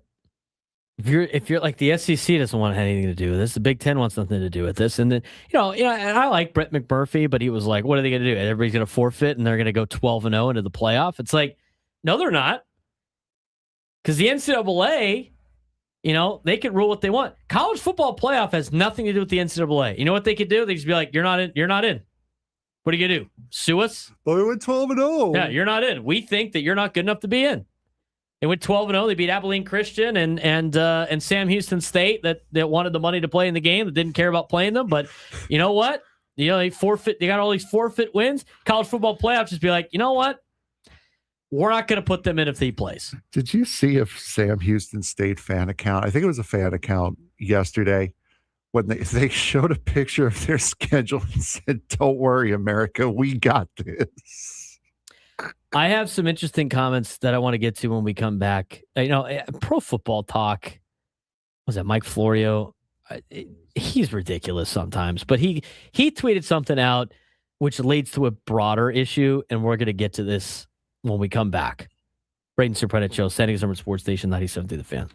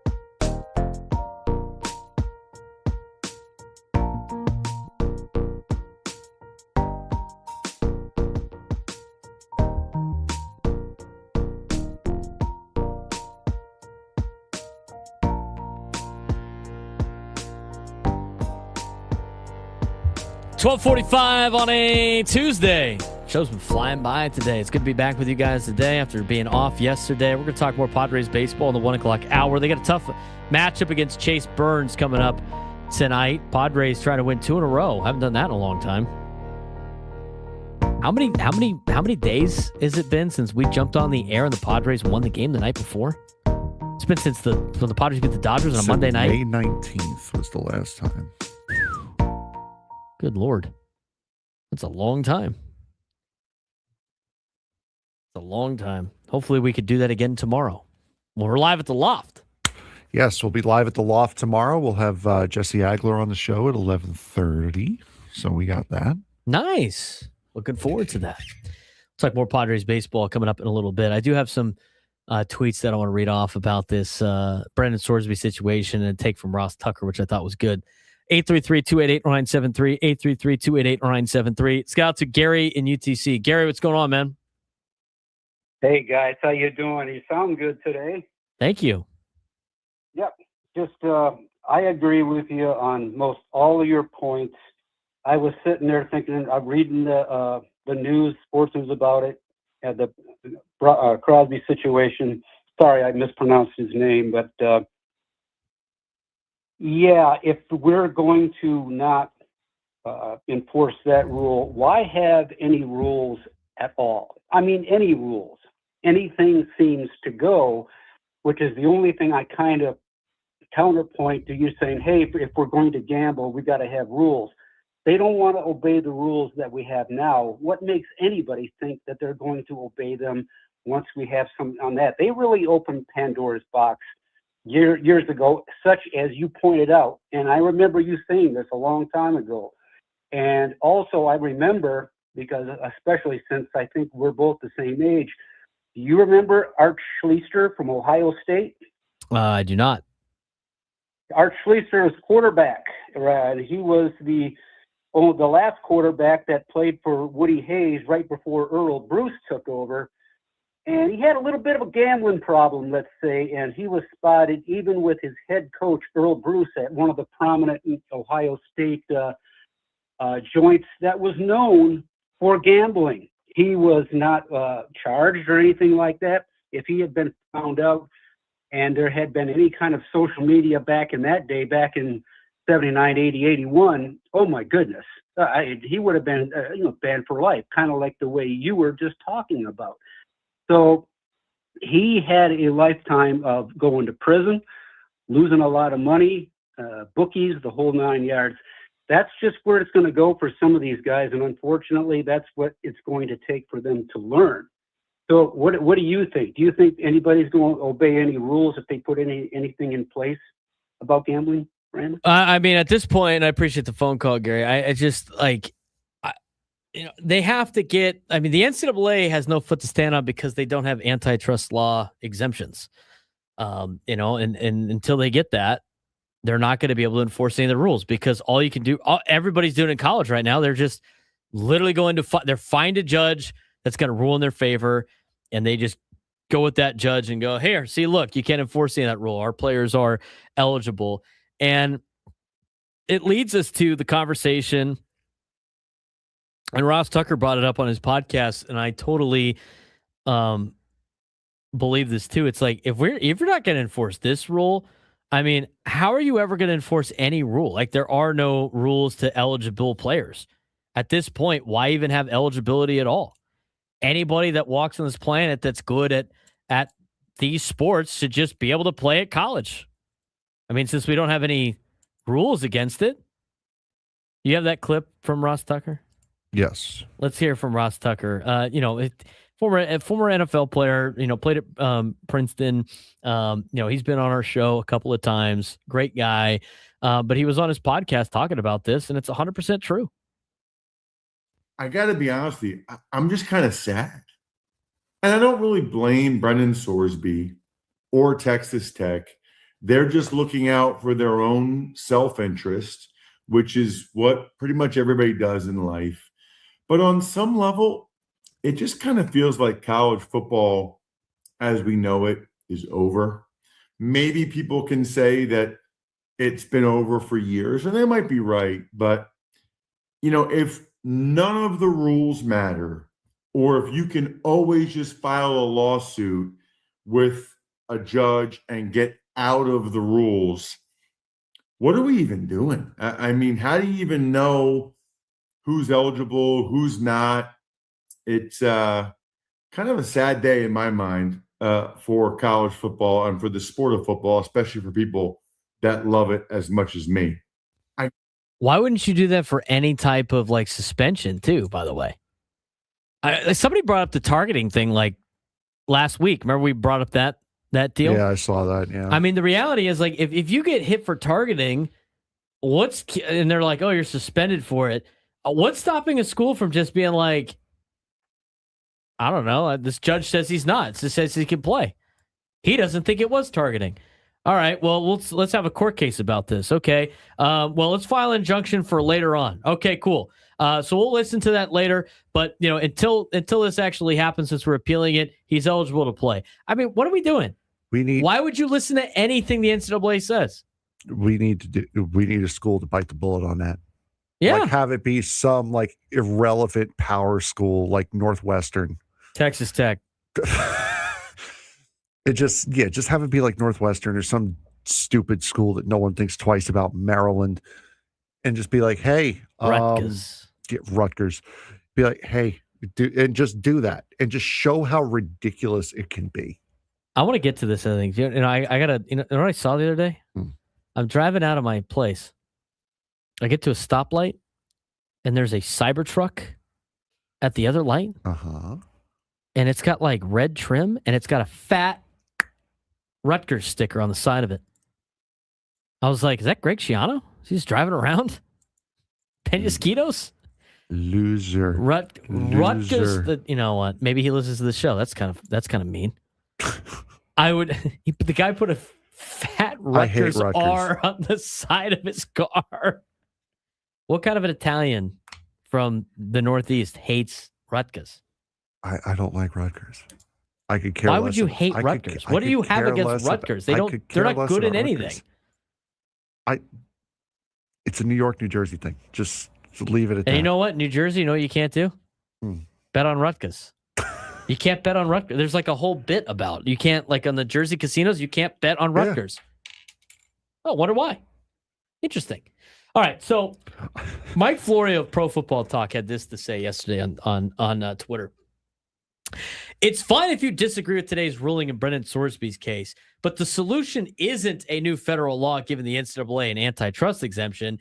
It craves its collective bargaining with the players treated as employees and employees represented by a union. Brother, how do you think that's going to work exactly? One of the comments on Twitter was like, so every collegiate sport is going to collectively bargain? With whom are they bargaining? Public schools and private schools are subject to different relations laws, labor and relations laws. Do they bargain with each college? Is it each conference? Is it the NCAA? It doesn't really seem like it works. How do you do that? You want to see this every 5 years? I mean, we hate talking about the labor negotiations for Major League Baseball. You want to talk about this for college athletics with a bunch of 18-year-olds? This other comment I thought was interesting. It's the one thing I love about social media, and I include myself in this as well. It's so fun to see how willing people are to show how stupid they are on like a main timeline. Mike Florio, what are you talking about, bro? Like, who are they collectively bargaining with? How do you think that's going to work out? You have state institutions here. It's not going to work. How about this? This is what, this is an interesting tweet. Virginia Readjust. This is the account. Welcome to employment law. Really, what should happen is the NCAA sells franchises to schools for football and basketball.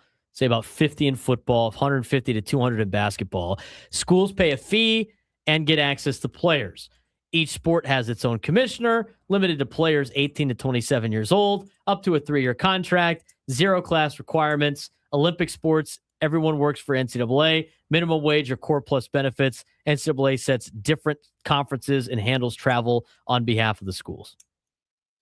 That, to me, is the only way you make this thing work in terms of like collective bargaining. I'm sure that would work out well. Do you think like Cal Berkeley is going to pay a franchise fee to the NCAA for a football team? Come on.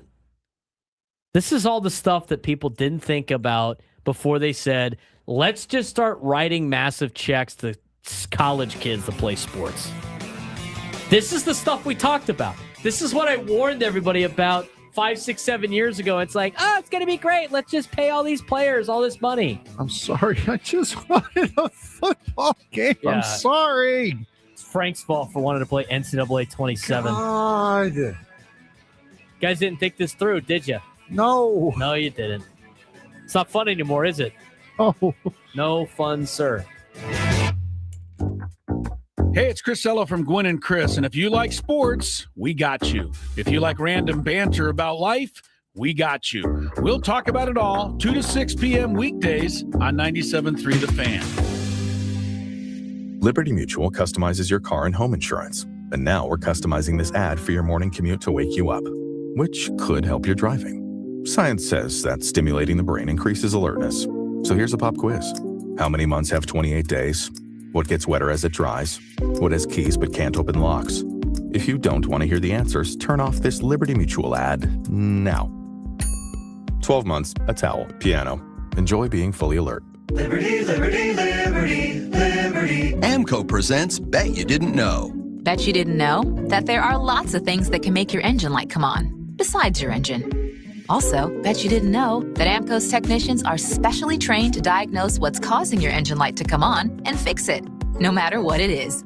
Keep your eyes on the road and your ears open for another episode of AMCO's Bet You Didn't Know. AA, MCO. Check engine light on? We'll check it for free. Restrictions, limitations, and exclusions may apply. See AMCO.com for complete details. In 2026, Bay Alarm celebrates 80 years of security. With burglar and fire alarm systems, 24/7 in-house monitoring, and local service, our promise to San Diego remains the same. We got you. Learn more at bayalarm.com. NASCAR is racing on an active military base for the first time ever. The official NASCAR concert is Saturday, June 20th at Gallagher Square following the O'Reilly Auto Parts Series. Stephen Wilson Jr., Carter Faith, singer of the NASCAR themes. Ride, Ride, Ride, George Burge, Tim Duggar, Lakeland Lemmings, and a special tribute to Kyle Busch. Get tickets before they're gone at Ticketmaster.com and be a part of NASCAR history. It's game day. Are your moderate to severe Crohn's disease or ulcerative colitis symptoms keeping you from the action? Skyrizi, risankizumab Riza, could help you get back to the game. Skyrizi is proven to help people feel significant symptom relief, achieve remission, and visibly improve damage of the intestinal lining. Skyrizi is a prescription injection.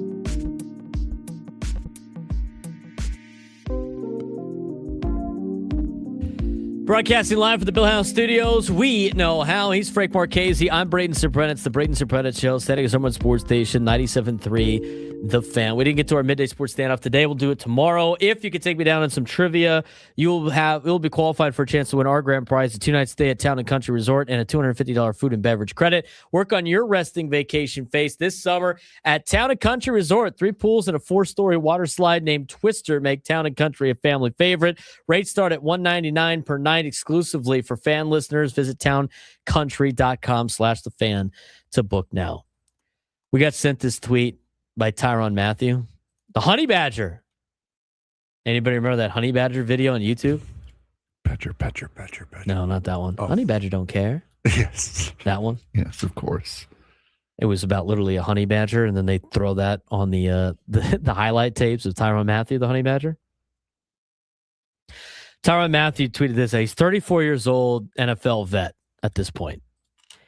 He goes, "Can I return back to college football? I only played 2 seasons, should have 2 more eligibility years left.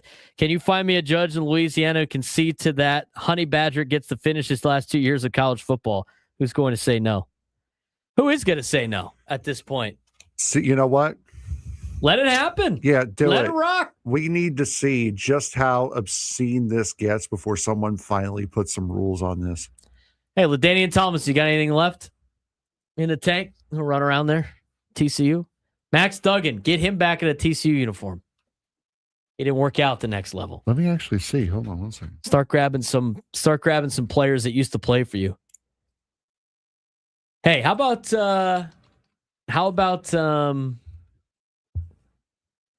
San Diego State basketball? Why don't you start bringing back some of the Aztec basketball players that didn't make it? What's Jaden Ledee doing right now? Oh no, LT's used his eligibility. He played 4 years. What does that mean? Why can't he play another year? That's true. Why can't he just say like, oh, one of those years didn't count? Fight it in court for 2 years. Yeah, just keep loading up the courts with nonsense about college athletics. How about it? I mean, so dumb. All right, let's go back to. I mean, I'll ask you this: like, if you're a fan of Penn State, yes. What if Saquon Barkley is like, you know what? I just want to play at Penn State. Just take him back. Could you get excited about that? Of course. I mean, at this point, there's a lot of colleges that could probably pay more than the professional leagues do. Like, do you think like Caitlin Clark ever would have left Iowa if she never had to? Why would you ever leave? Why are there eligibility rules? Why not just? And hey, Saquon's got a year left. Hey, it's possible. He went to the draft his junior year, so he's got a year. Let's talk about the Padres again. All right, so Tom Krasovic wrote a column on the Padres. And he had a couple over the weekend. One of them was the lack of depth. This one's the, are they playing better than they actually are comments. And some of the keynotes from that is like Manny Machado had talked about, he had never really believed in the, he's pushing the baseball card theory to explain why the Padres offensive struggles through the first third of the season is not like catastrophically bad. His core belief is that the back of the veteran players' baseball cards, their long-term career production is a more accurate indicator of their true talent than their current slump-heavy 60-game snapshot. So he argues that, along with other core hitters like Fernandez Tatis Jr., is simply underperforming due to positive. He argues that they're going to jump because of positive regression. He points to the idea that over the remaining months of the season, the offense will normalize toward established career levels. Despite a rough start, he believes the track records of the lineup will reassert themselves. Obviously, there's a lot of optimism around that, but what's difficult is the fact that it's hard to sell that right now to a lot of people. He took a deeper dive, Tom Krasovic did, about how the team has been performing. Now, obviously, the core hitters are collectively underperforming expectations early in the season. Machado's stat line is down significantly, but underlying indicators suggest possible rebound. Fernando's power output is historically much higher than current pace, which is expected regression. Jackson Merrill profile suggests late talent legitimacy, no flat fluke regression downward. Aging curve obviously are concerns, as Bogaerts and Machado are trending below career baselines. In terms of pitching evolution, velocity has increased for a lot of pitchers out there in Major League Baseball. More pitch shapes, less predictability. Example, Zach Wheeler using multiple fastball types to disrupt timing and sequencing hitters. And the league context, obviously, harder for hitters to adjust mid-career due to velocity and deception increases. Organizational implication, Preller may need midseason upgrades across multiple roster layers. Core tension, of course, is regression optimism versus a structural decline risk. We have taken a look, Frank, at all of these deep numbers throughout the season. All of the metrics show that it's not a massive aging concern for guys like Machado and Bogaerts. A lot of the numbers do suggest that they are going to regress back to the mean.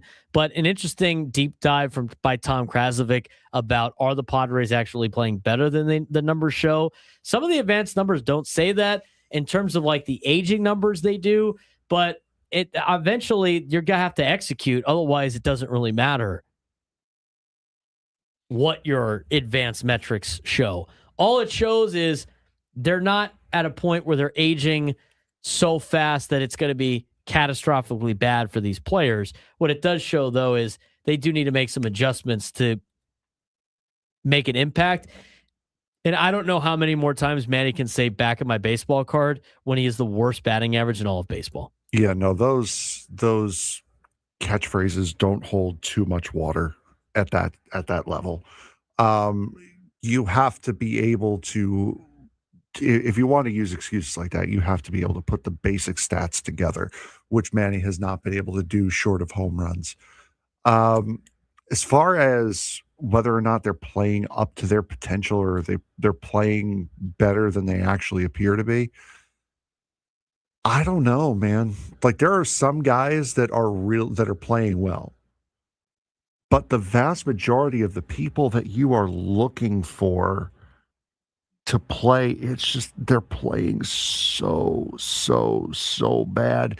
And you've got Fernando. I'm not sure. I think it was Friday night. We had texted about, I think it was Bo Bichette's triple on Friday night. That ball that clanked around in the right field corner a little bit. You never really see Fernando making mistakes like that, not being able to pick up a ball, misreading a bounce off the wall. This just looks like a lost year for some of these guys.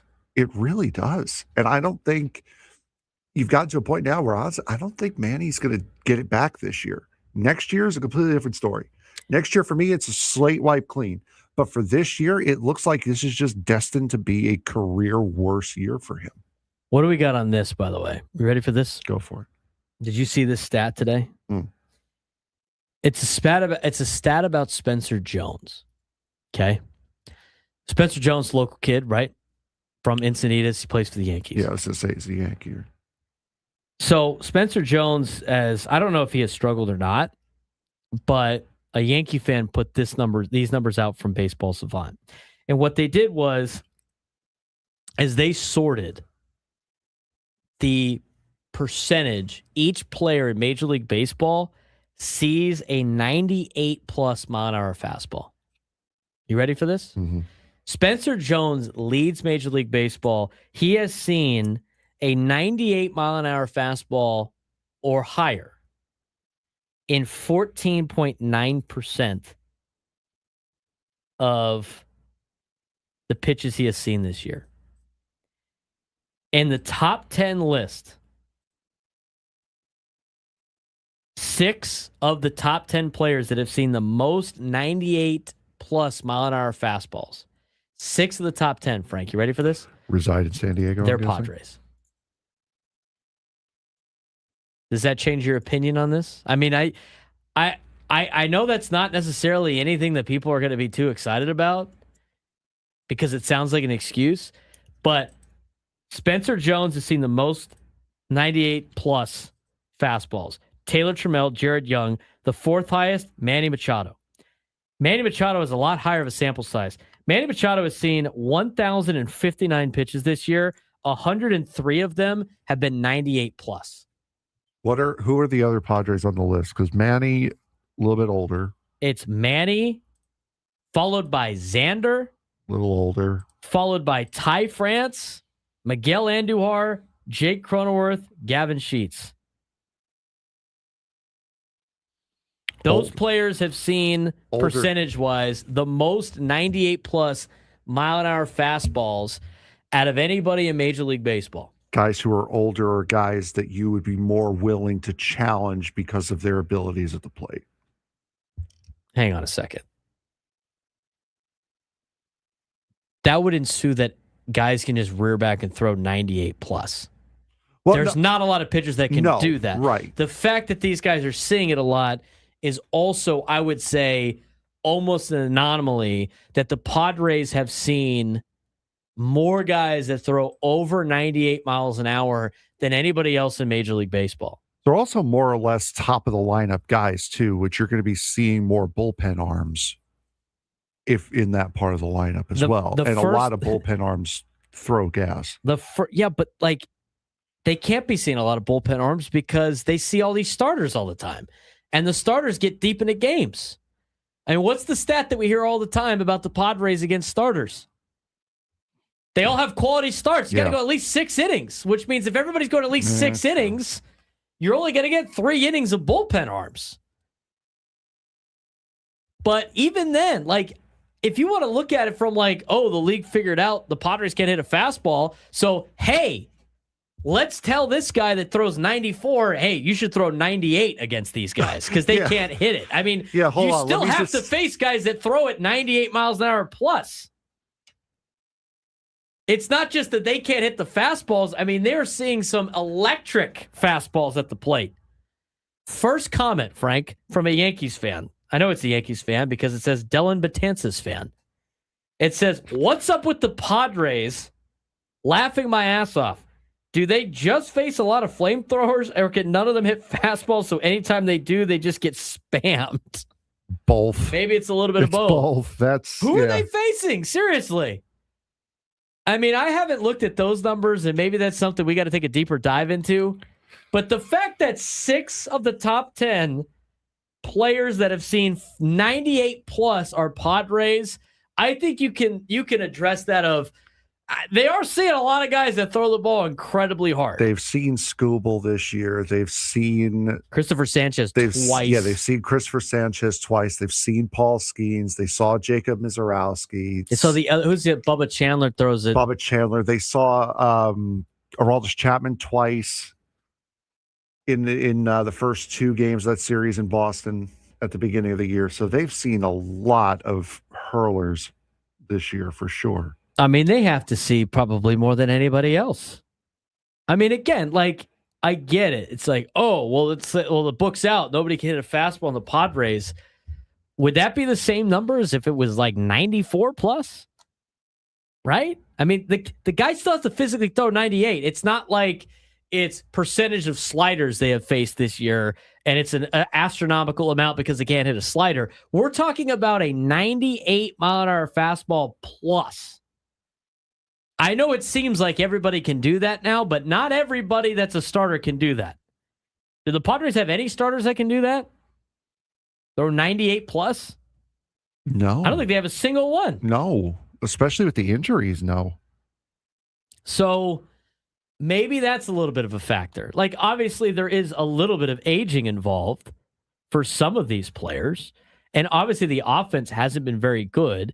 And everybody talks about the fact that they can't hit a fastball. But I would like to know who's hitting the best against 98 plus. I mean, yeah, you could say what you want about the guys struggling against 92, 94. I mean, that's also part of the equation. But I would bet, I don't know the numbers, but I would bet, and again, I don't think this is an excuse. I think this is just an observation. But I would bet, which I could do because I'm not involved with sports like Brendan Sorsby, I would bet that the Padres have seen probably more elite starting pitching than anybody else in Major League Baseball. It's not an excuse. They have to be able to hit it anyway, because when they get to the postseason, most teams are going to have elite pitching. But Padres saw Dustin May this year, right? In that series against St. Louis? Yeah, they did. He's throwing an average, according to Rotographs, he's throwing an average of 96.5. I think I'll take a look at this during the break and see, but I do find that interesting that 6 of the top 10 players in Major League Baseball that have seen 98 plus the most percentage-wise per at-bat are Padres. I think that tells you two things. One, I think it tells you that teams are challenging the Padres with the fastball. So that makes it sound like when you get some of the reports back that they were looking changeup on somebody or a curveball or whatever it may be, and they didn't see it, you wonder why. Maybe they should be sitting fastball on all these guys instead. You got to be able to hit a fastball. But it tells me that teams are challenging our players with fastballs. It also tells me they're seeing a lot of elite fastballs throughout the season. And I would like to know. I mean, this is my homework assignment for the night. Maybe I'll let you know what I find tomorrow. But I would like to know with this information how teams are doing against 98 plus, who the best are at 98 plus, and who has seen the most 98 plus. Because and I don't know for sure, I would imagine most hitters can hit fastballs at a high level. But if you look at league averages against 98 plus and they're not very good, and yet the Padres see it more than anybody else, it doesn't surprise me why the Padres have struggled offensively. It really doesn't. I mean, I think that's information that you would have to look up. But we're going to take a look at that because we do got to get to break. When we come back, we'll talk more Padres baseball, and some other things that have been laid out these last couple of days. I will say this. I did see an article that I thought was interesting, and it was by Dennis Lin in The Athletic about Padres and the trade deadline, and is the window closing, but they still want to buy? It's an interesting topic of the conversation that we're going to get into when we come back on the Braden Surprenant Show, Settings Urban Sports Station 97 through the Fan.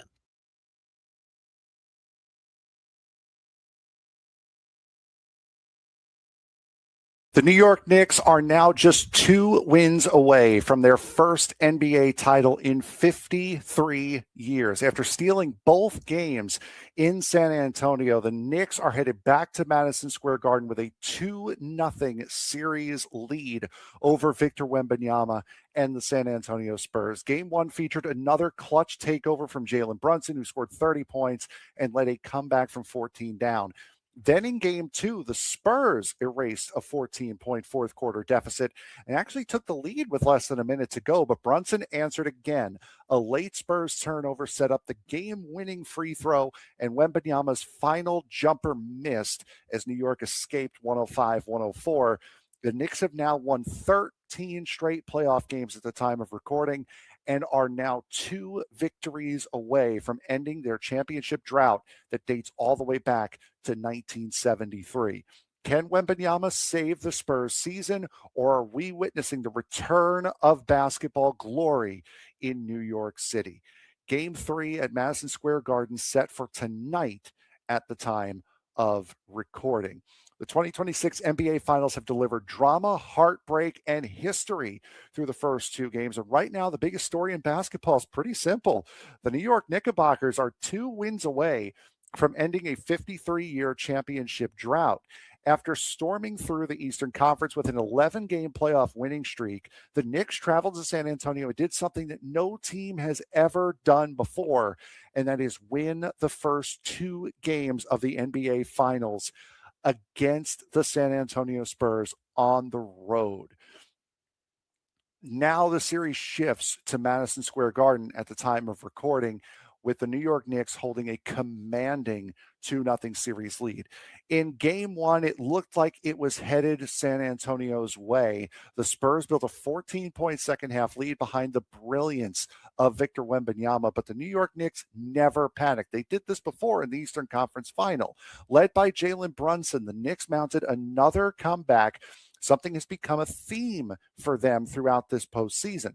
Brunson scored 30, including 13 points in the fourth quarter, while Karl-Anthony Towns added 18 and 12 boards. The Knicks closed the game on an 11-0 run and escaped with a 105-95 victory, taking home court advantage and extending their playoff winning streak to 12 games. For San Antonio, Victor Wembanyama finished with 26 and 12 boards, but he shot just 6 for 21 from the field, and afterwards took responsibility for the loss, saying simply, "I was bad tonight," and that was a big part of why San Antonio lost that game. Victor Wembanyama shooting from the field. Game 2, if Game 1 was painful for San Antonio, Game 2 was downright heartbreaking. The Spurs trailed in the fourth quarter by 14 points, but they came all the way back this time. Wembanyama delivered a huge three-point play with less than a minute to go to give San Antonio a 104-102 lead, and it appeared as though the momentum had finally swung, but then Jalen Brunson did it again. The Knicks star tied the game and then capitalized on a late Spurs turnover and calmly knocked down the go-ahead free throw with 9.5 seconds remaining. He missed the second free throw. Wembanyama had one final chance to win it, but the jumper bounced off the rim, and the Knicks win the game 105-104. New York became only the third team in NBA history to open the finals with the first 2 games on the road and win both of those games. They are on a huge, huge run right now. These finals have featured 2 organizations that have had very, very different journeys to get to this point. For New York, it's a dream run. The Knicks swept Cleveland in the Eastern Conference Final and enter Game 3, riding a 13-game playoff winning streak, the second longest such streak in NBA history. Jalen Brunson continues building a legacy, a legendary postseason resume, while Karl-Anthony Towns, Mikal Bridges, and OG Anunoby have all delivered major contributions. And also Kyle Hart has also played a very, very big role, and Mitchell Robinson as well, playing with that broken pinky. Meanwhile, San Antonio's path has been remarkable in its own right. The Spurs dethroned the defending champion Oklahoma City Thunder.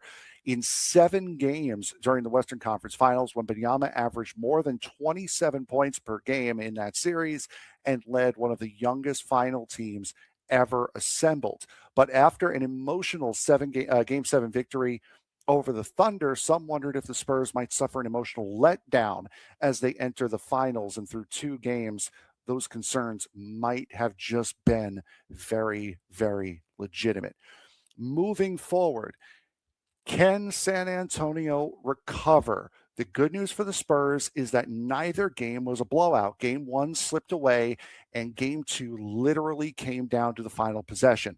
The bad news, the Knicks have been the better team in winning time throughout the playoffs. Brunson continues to own clutch moments, and New York's defense can repeatedly come up with key stops when it matters most. For San Antonio, Victor Wembanyama must be more efficient, and for players like De'Aaron Brennan Show, we're getting you ready for Padres and Reds, Game 2 of a 3-game set here at Petco Park.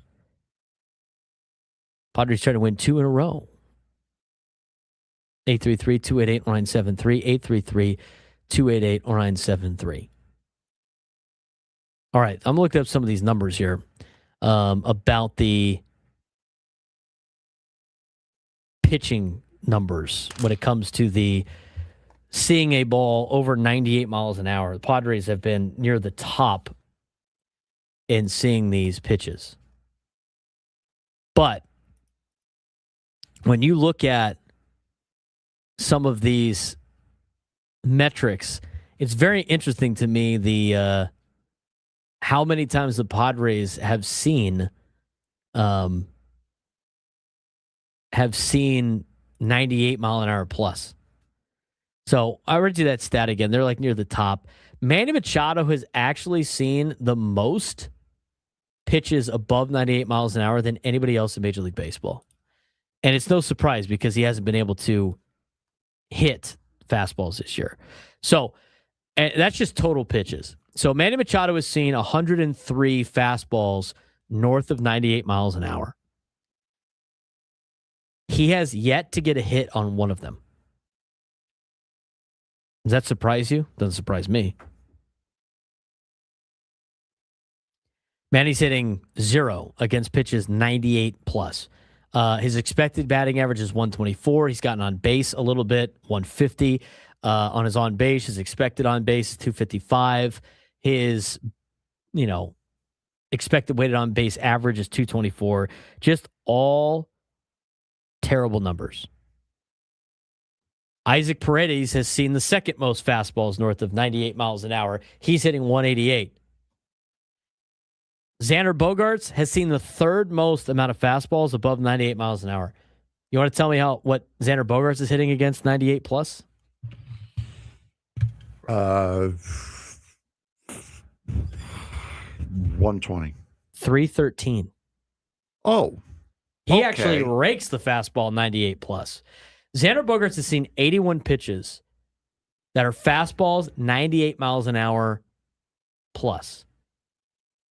He's hitting 313 with a 389 OPS, a 313 slug, a 389 OBP with a 313 slug. 428 expected slug, 348 expected weighted on base average, a 385 BABIP. It's one of the best fastball hitters that high that's seen those many pitches. Yordan Alvarez is on that list. Everybody wants to trade for Yordan Alvarez. He has seen 98 plus the fourth most times out of anybody in Major League Baseball. He's hitting 211 against it. With a 168 expected batting average and a 284 expected slug. Maybe they shouldn't trade for Yordan Alvarez, Frank. Well, How about this? Okay. Got more Padres on this list. So if you just sort it based on pitches and not percentage of pitches, the Padres have 4 of the top 10 players in Major League Baseball that have seen the most 98 miles an hour plus, which makes sense to an extent. They've seen a lot of fireball throwers. That list is Manny Machado, who has seen the most pitches at 98 plus, Xander Bogaerts, who has seen the third most in all Major League Baseball of 98 plus, Gavin Sheets, who has seen the 8th most 98 plus, and Fernando Tatis Jr., who has seen the 9th most in 98 plus. Since we're like to play guessing games and setting up Frank for impossible guess choices. Sake. What do you think Gavin Sheets and Fernando are hitting against 98 plus? Give me a hint. Above or below 200? Above, both of them. Gavin, 265. Fernando, 237. Nope. Both over 300. So how about that? So, because remember I said, hey, maybe it's because of the fastball. This is like the stats that doesn't really bring any correlation to anything. So Manny and Fernando and Xander and Merrill, right, have just struggled all year long. And they have seen the most 98 plus mile an hour fastballs out of all these guys in Major League Baseball. I mean, Merrill's 14th on the list, but you know what? Just for case in point. Manny hitting 0 doesn't surprise me. Xander hitting 313 does. Gavin Sheets is hitting 316. Fernando against 98 plus, 350. Is that surprising numbers to the people in the YouTube chat? I mean, what did everybody say when we went to break when we said they've seen the most fastballs? Book is out. They can't hit it. Xander's hitting 313 against anything north of 98 miles an hour. Gavin Sheets is hitting 316. Fernando's hitting 350. All of their slugging percentages. 313 for Xander, 632 for Gavin, 400 for Fernando. All of their OPSs are north of 750 against fastballs 98 plus. Would you say they can't hit a fastball? No. I wouldn't say that. Not 98 plus. Okay, see, what we meant to say was, you only listen. See, this is your problem. You only listen to half the conversation. They can't hit a fastball down the middle. Oh, that's what it is. Yeah, that's what everyone was saying. But if you put it on the edge, they're raking it. Gotta learn to listen, Lou. Oh, man. Is that what's going on? Jeez.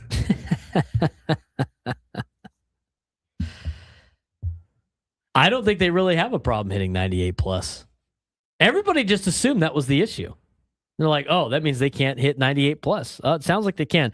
The two that can't, though, are Manny and Jackson Merrill. So Merrill, I didn't get to Merrill's numbers.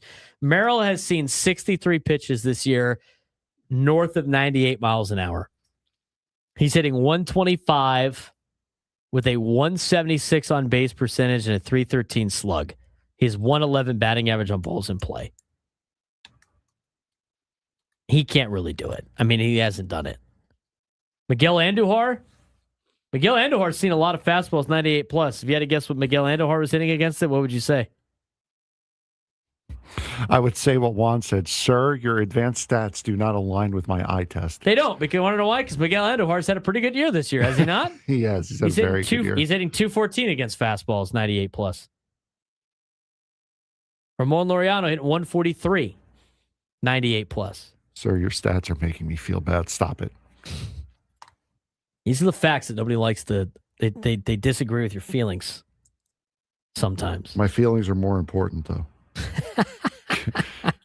When are you going to learn this? So anyway, out of the fastball, again, 98 plus.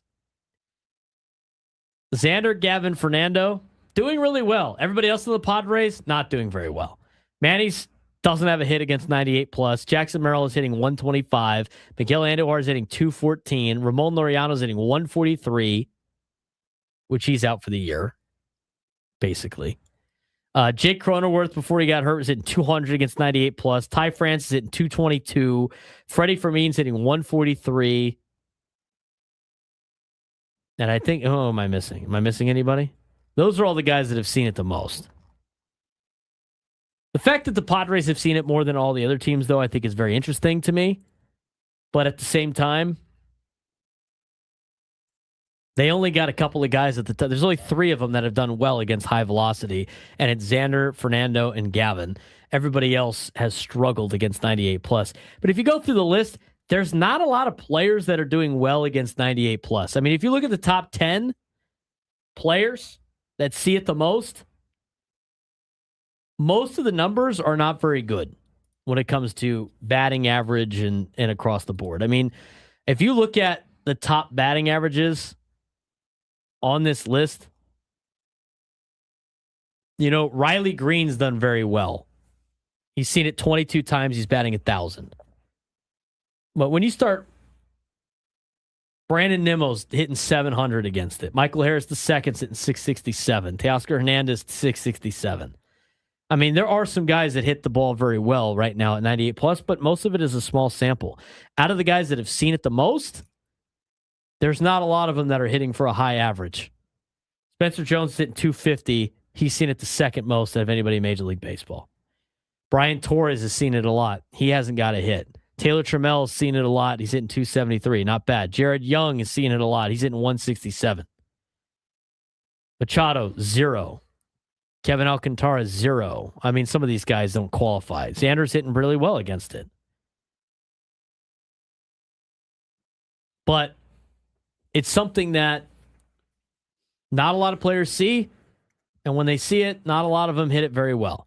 And before anyone says in the chat, because we normally get it, well, why don't these guys know that? They do. They probably do. They definitely do.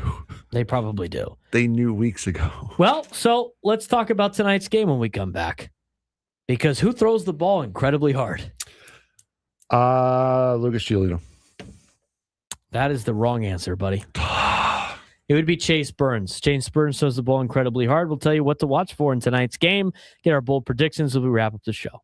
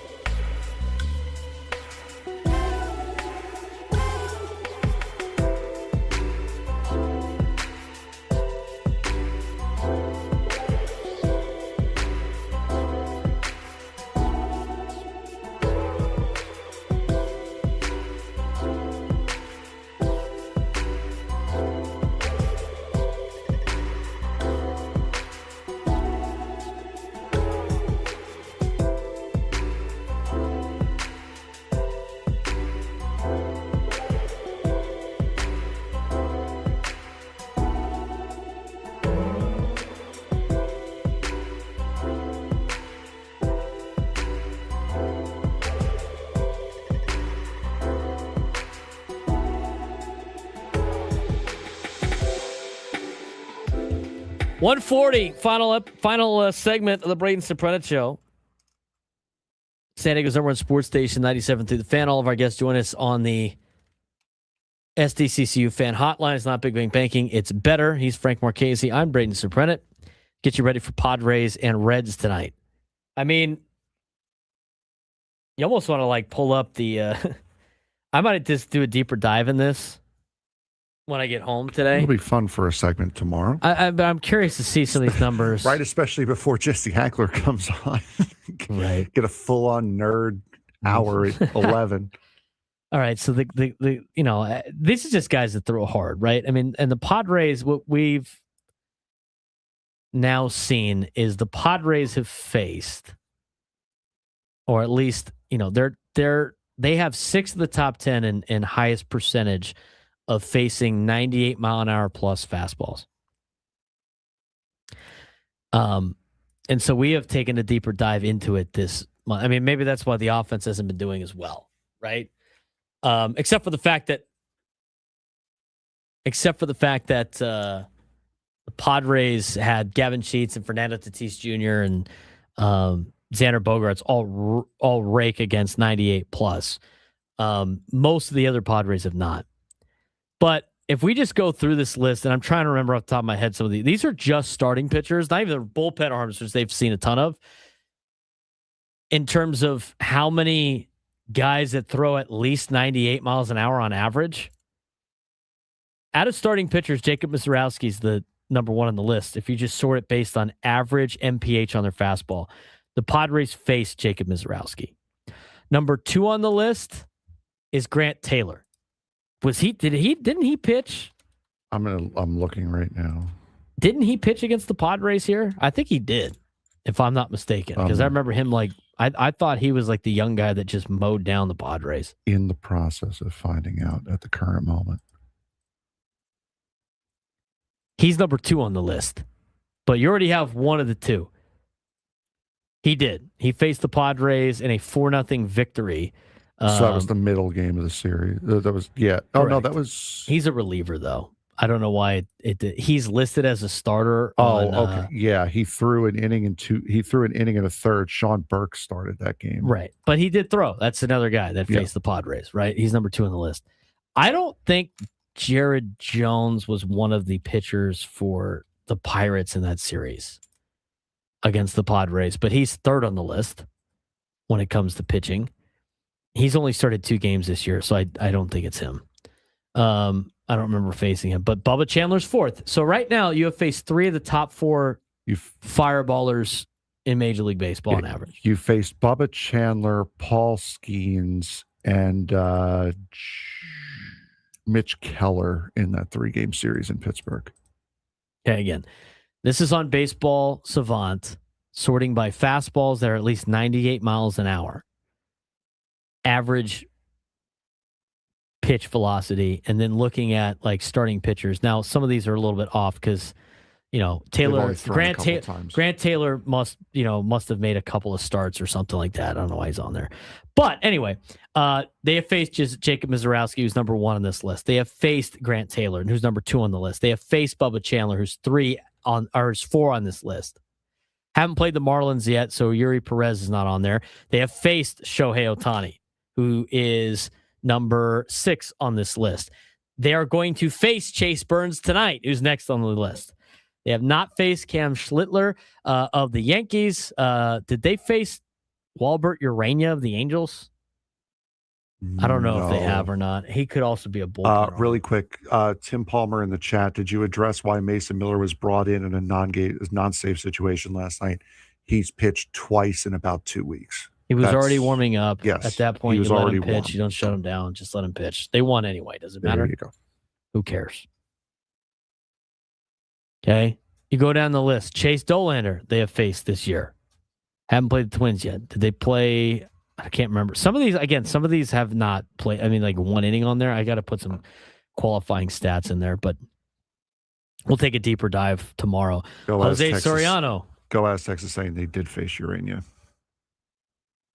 Of Colorado, or of the Angels, yes. Walbert Urania. I think I remember that. So that's another guy they faced. They faced Jose Soriano. of the Angels. They faced Brandon Sproat of the Brewers. They faced Dustin May of the Cardinals. They faced Tarek Skubal of the Tigers. These are all guys that throw 98 plus. They did not face Peyton Tolley. I don't remember that. They did face Bryce Miller of the Seattle Mariners. Did they see Jesus Luzardo, or did he? Yes, they did. They saw Jesus Luzardo. Yes, Luzardo did pitch. Okay. I mean, again, some of these guys are bullpen arms too. But just going down the list out of the opponents that they have faced this year, they're facing a lot of guys that throw the ball incredibly hard. Paul Skeens is on this list. They faced him. And again, I'm just trying to go off the top of my head. Did Aaron Ashby pitch in relief? I don't think he did. I think I remember seeing him pitch once, yes. They didn't face Garrett Crochet. I do know that. And they faced Aroldis Chapman the first two games. Right. But again, we're trying to just get starters here. But I mean, they have faced a lot of these guys already that are averaging their fastball north of 98 miles an hour this season. So, like, maybe that's part of the problem. But at the same time, you're going to be facing some of these like elite level pitching later on in the season. And that's why I think tonight's going to be interesting. So again, as we go through this, and I'm going to go back to hitters, and we're going to go pitch velocity, 98 miles an hour plus on fastballs. And we're just going to look at the Padres numbers on this deal. The Padres offense, they have had some guys do very well and some guys not do very well. Manny Machado has seen more 98 mile an hour fastballs than anybody, 98 plus, than anybody in Major League Baseball. And he has yet to get a hit off of it. Out of the 1,059 pitches that Manny Machado has seen this season, 103 of them have been against fastballs 98 plus. Xander Bogaerts has seen it 81 times. Gavin Sheets has seen it 67 times. Fernando, 66. Jackson Merrill, 63. Miguel Andujar, 57. Ramón Laureano, 52. Cronenworth, 37. Ty France, 37. Freddy Fermín, 35 times. Go down the list. Bryce Johnson, 10 to less. Jase Bowen's only seen it twice. Sungwon Song's seen it once. Your batting averages against 98 plus for the Padres. 0 for Manny, 313 for Xander, 316 for Gavin Sheets, 350 for Fernando, 125 for Jackson Merrill, Miguel Andujar hitting 214, Ramón Laureano hitting 143, Jake Cronenworth hitting 200, Ty France hitting 222, Freddie Fermín hitting 143, Bryce Johnson hitting 333 in his 3 plate appearances. Luis Campusano, who's not playing again, he's batting 500. Rodolfo Duran is yet to get a hit. Jase Bowen has only seen 2 pitches, not enough to qualify for a plate appearance on here. Sungwon Song has seen 1 fastball north of 98 plus, and he is 0 for on that. Not great in terms of overall statistics. The other thing, too, I mean, congratulations to Xander Bogaerts. He's on the paternity list today. So Dad power coming this weekend. Hopefully that's the Baltimore case. Unfortunately, he's missing tonight. He's one of your better fastball hitters. I mean, that kind of leads us to our bold prediction. You're going against Chase Burns, who is throwing some serious gas and has an electric fastball. And you got a lot of guys in that lineup tonight that are not going to be, that do not have good numbers against high velocity fastballs. The only ones are Fernando and Gavin. Fernando's hitting 350 and Gavin Sheets is hitting 316. What's your bold prediction for tonight's game?